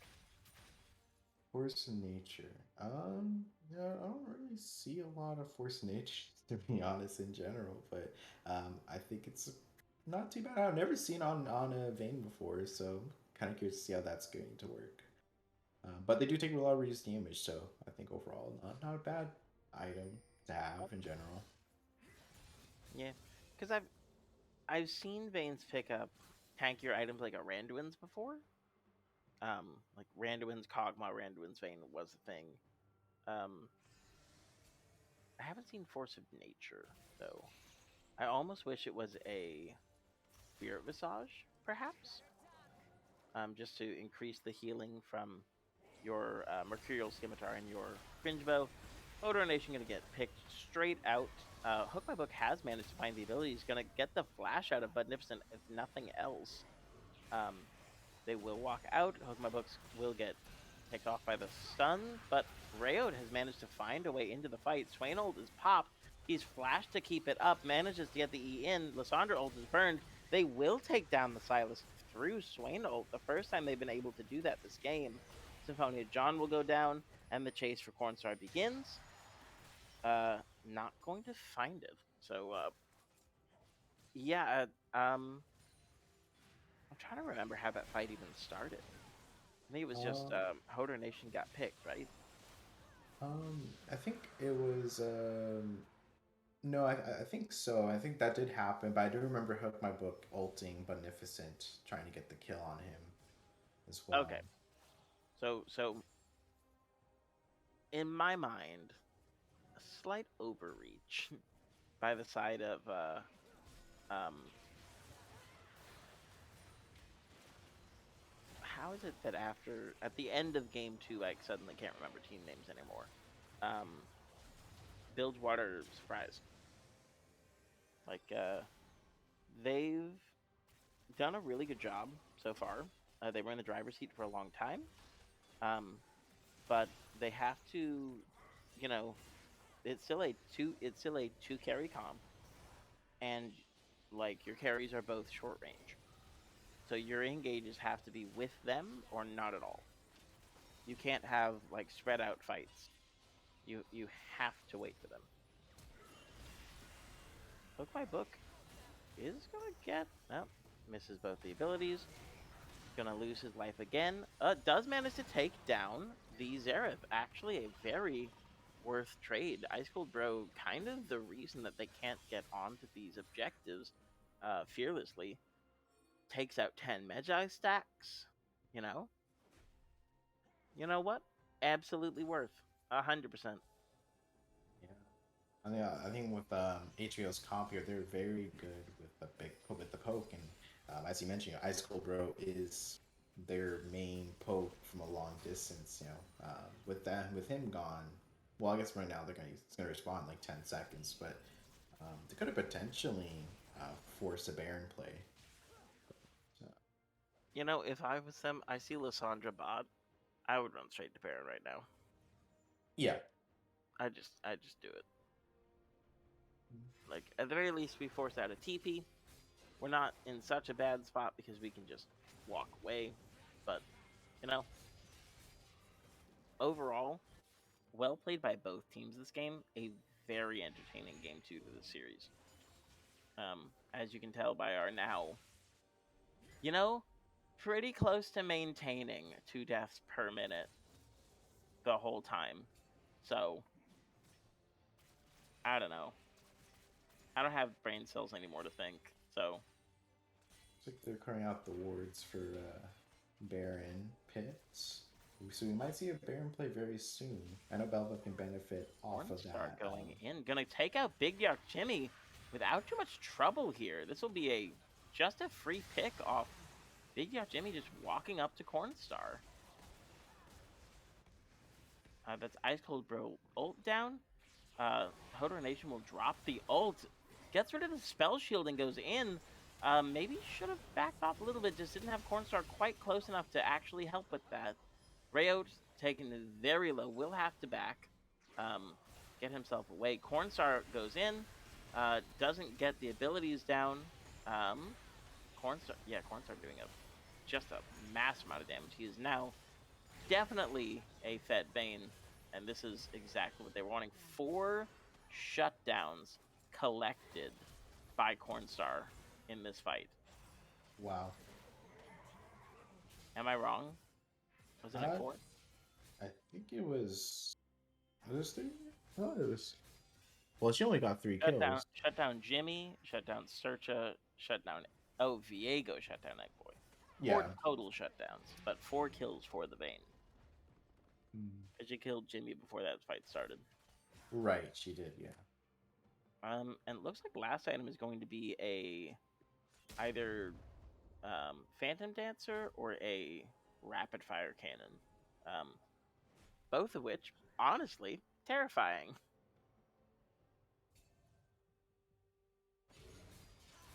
Absolute butt clench territory right now. It will be a Phantom Dancer. And I think she even got Red Pot too. This Vayne is looking frightening. Let's see here. Ooh. Still a very close game. Yep. Yeah. Yes. Yeah. Okay. Guess he's dead. They're going to go in. Guess he's dead too. Yeah. And then John they got caught out there. Hodor just kind of walking in. I think with Vayne Silas leaving that area, this Baron's gonna be for sure going to HBO. They've decided to trade for the Cloud Soul on the other side, so at least they get something out of it. But yeah, we can't be walking into I mean, just whatever that was. Like I don't even know what happened, but like that's just a series of events that shouldn't be allowed. Especially if your Vayne isn't with you. Like it's a full item Vayne. You have to fight with her. HBO because of they want to keep Belveth alive with how she can spawn the little minions with Baron buff. They'll be able to get a very powerful siege here. Ye- Hodor Nation does find a hook onto Big Jug Jimmy. Not a whole lot gonna happen. Just gonna clear out the minions. They did manage to get the inhibitor. It wasn't quite on screen, so I don't know if you saw it in chat, but uh, mid inhibitors down. It's gonna be a lot of pressure acquired by the side of Jimbo's Himbos.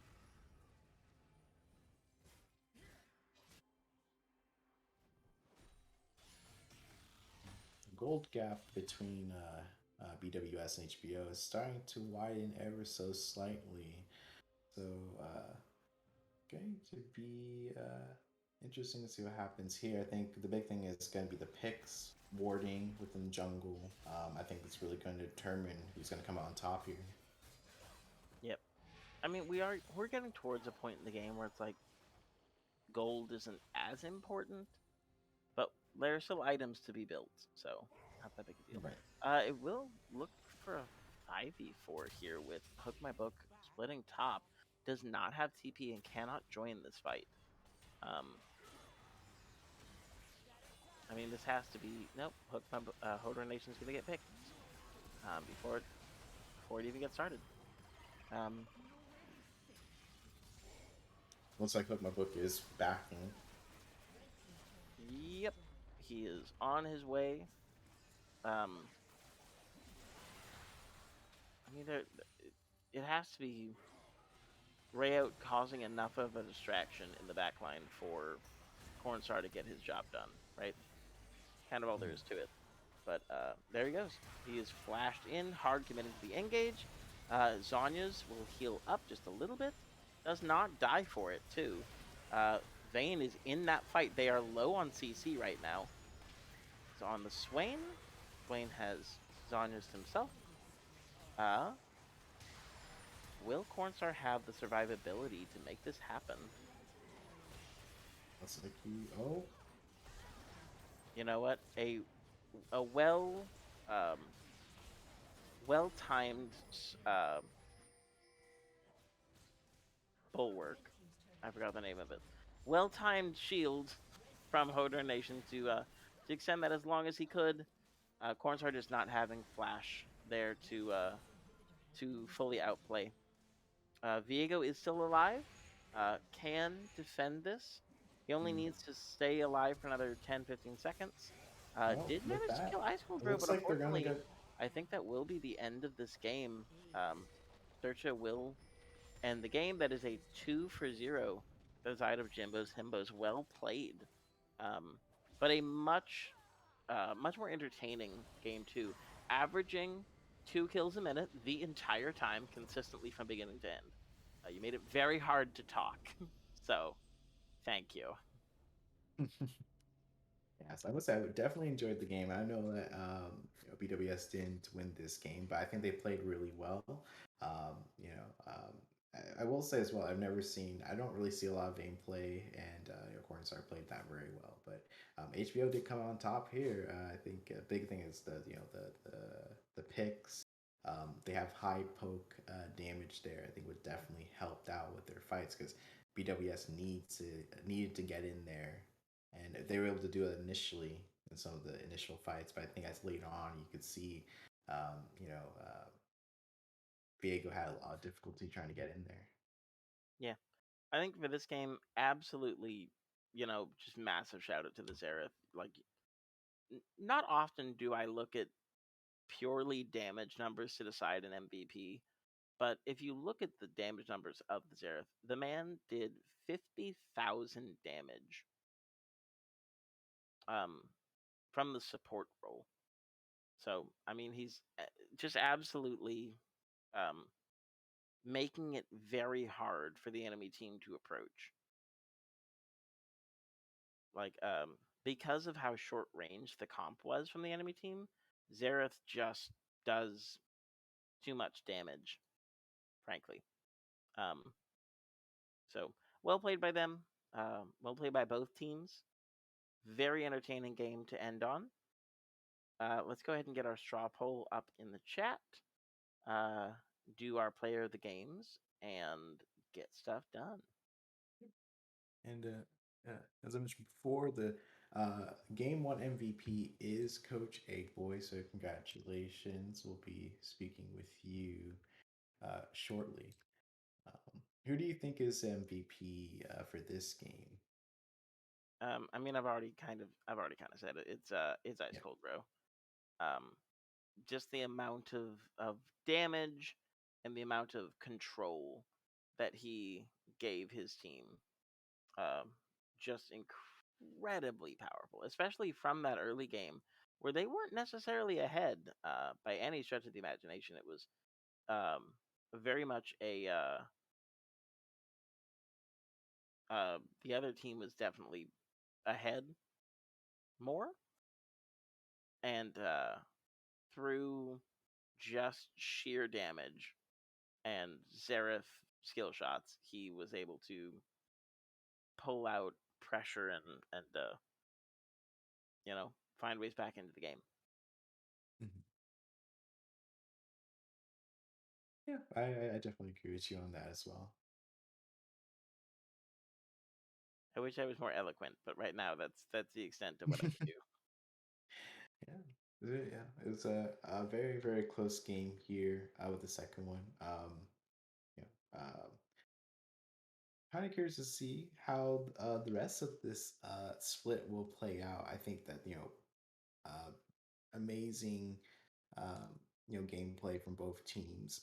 I really felt that at least with this second game here, it really could have gone either way. So yeah, I'm definitely looking forward to playing. I don't think we fought. I mean, I believe my team might be fighting against BWS in the future. So I'm definitely looking forward to that. Was definitely a fun game to watch. Uh, so far, it looks like game two, the votes are going to Ice Cold Bro. So I think it's probably going to be Ice Cold Bro and Coach Eggboy. How long do you want to leave this poll open for? Another couple of minutes, and then we'll go ahead and get our player of the game started. Yep, sounds good.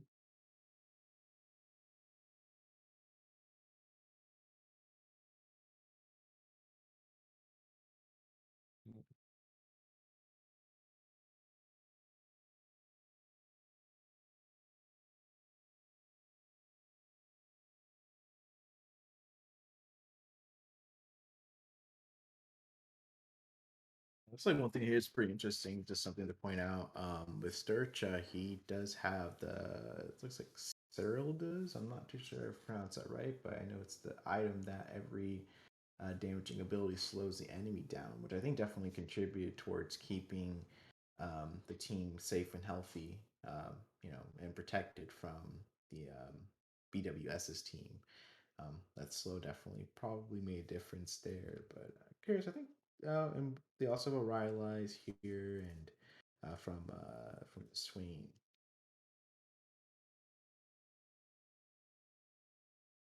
Yep.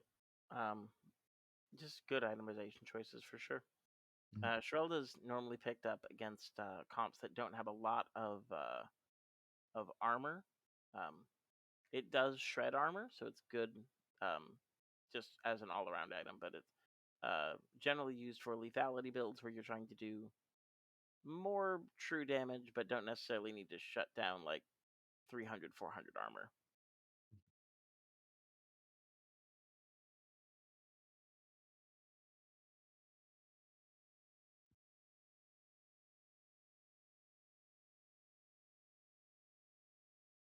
Um, Looks like it doesn't look like the votes have changed. It looked like it is still going towards Ice Cold Bro for game two. Um, I don't know if you want to call it here, maybe in the next 2 minutes, and then we go from there. Uh, Streamer, what do you think?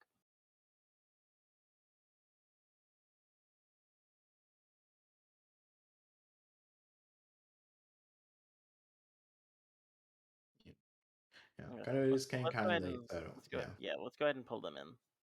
Yeah. So we're gonna So go ahead and call it for the straw poll. Thank you everyone that voted.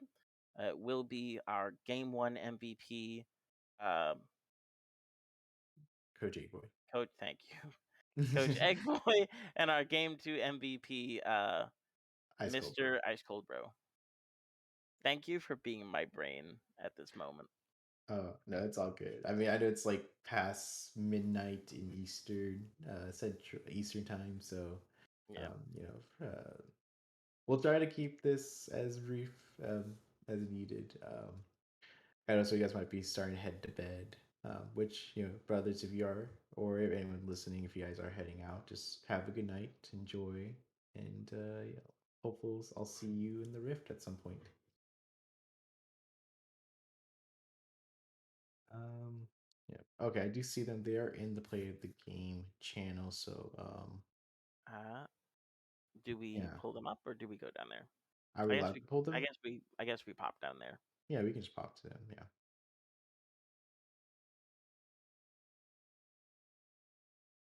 Well, hello. Hello. Oh. So let's just get started with our interviews right away. Let's see if we have any questions in chat.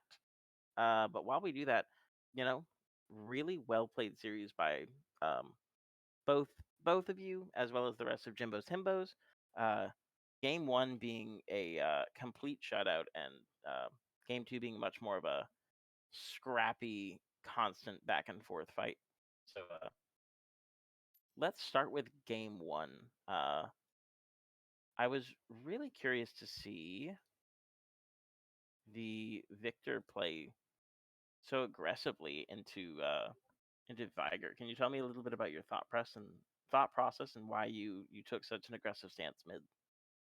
Well, personally, the way I viewed the lane going into it, I felt confident in my ability to play that matchup. I've played it, I don't know, a billion times in solo queue, so I think Victor has, especially with his Q and the empowered Q auto attack and the shield and everything. I think his early game trading is a lot healthier and a lot easier than Vigar's.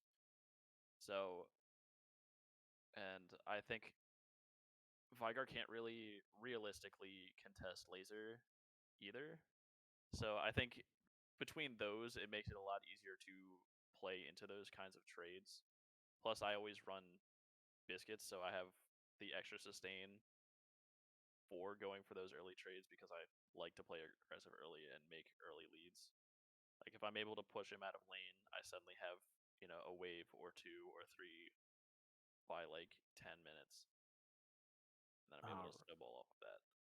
Yeah, we definitely saw it get used. You absolutely choked out the map from mid lane. Very well played. Thank you. Uh, going on to let's talk about draft and the choices that you made. uh, So so first pick Xerath support both times. So the way I see it is, um, I don't know, like I don't. I feel like this is toxic, but I'm gonna say it anyway. Say it, do Uh, it. I It's on feel like camera. I feel like they either didn't respect the Xerath pick. Like every game that we've played so far, you've seen the same three first round bans. It's always been my Akshan, it's always been Dan Xerath, and it's always been the Echo Jungle. Those have pretty much been the three bans that our team has pulled in our first three in the first round of bans every time, and I think this game sort of shows why that is. Like Dan Xerath is kind of correct. If I'm being as humble for him as I possibly can, it's kind of crazy actually. Oh, we saw it. We're Uh, aware. and like it, looking at their bans, I can say I understand where their bans were coming from. Like Seraphine is a good flex pick between me and Ice Cold Bro. Ice Cold Bro is really good at hook, like at least Blitzcrank and Thresh. I've seen him pop off on both of those, so I understand where that is coming from because it also gives them a lot of agency in the bot lane where they probably want to play through Cornstar and they want to get him an early lead. But I think you have to pay respect to this Aerith because it literally is what won us the second game entirely. Yeah. So, like, and then our bans were pretty straightforward. We get rid of the 80 carries that we know that Cornstar is going to play. I do not want to deal with the Rengar from Ryota, so we get rid of that. And then if they're going to give us the opportunity to pick our main champs, then we're going to go for it because it's a no-brainer. Yeah, makes sense. So question for Ice Cold Bro. Oh, hold on. So Kadiko, or whatever your name is, I don't know how to say that. You're right, which is why they banned it. But talk to me about your, experience with Xerath, because I think I've seen you play a lot of Engage champions. I knew you had the Xerath, but I didn't know it was a such a strong pick for you. Is that something that you feel is a comfort pick for you, or is it your main? Like, how do you feel about it? Definitely my main when you look at my match history. I don't think Xerath is that good of a support. I think Brand or Lux are just as good, if definitely not better for mages. But I enjoy Xerath the most out of them all. And honestly, if Xerath gets behind, Xerath is useless, whereas like the other champions have a lot more use. But I enjoy him the most out of all the characters that I play personally. All And right. when you're ahead, it feels great, but when you're behind, it sucks. Yeah, Sounds like the League of Legends, brother. the dichotomy of the champions. But yeah, no, you guys looked extremely frightening. I'm afraid of you now. Congratulations. Uh, and Yes. I think unless my friend Gregory has any additional questions.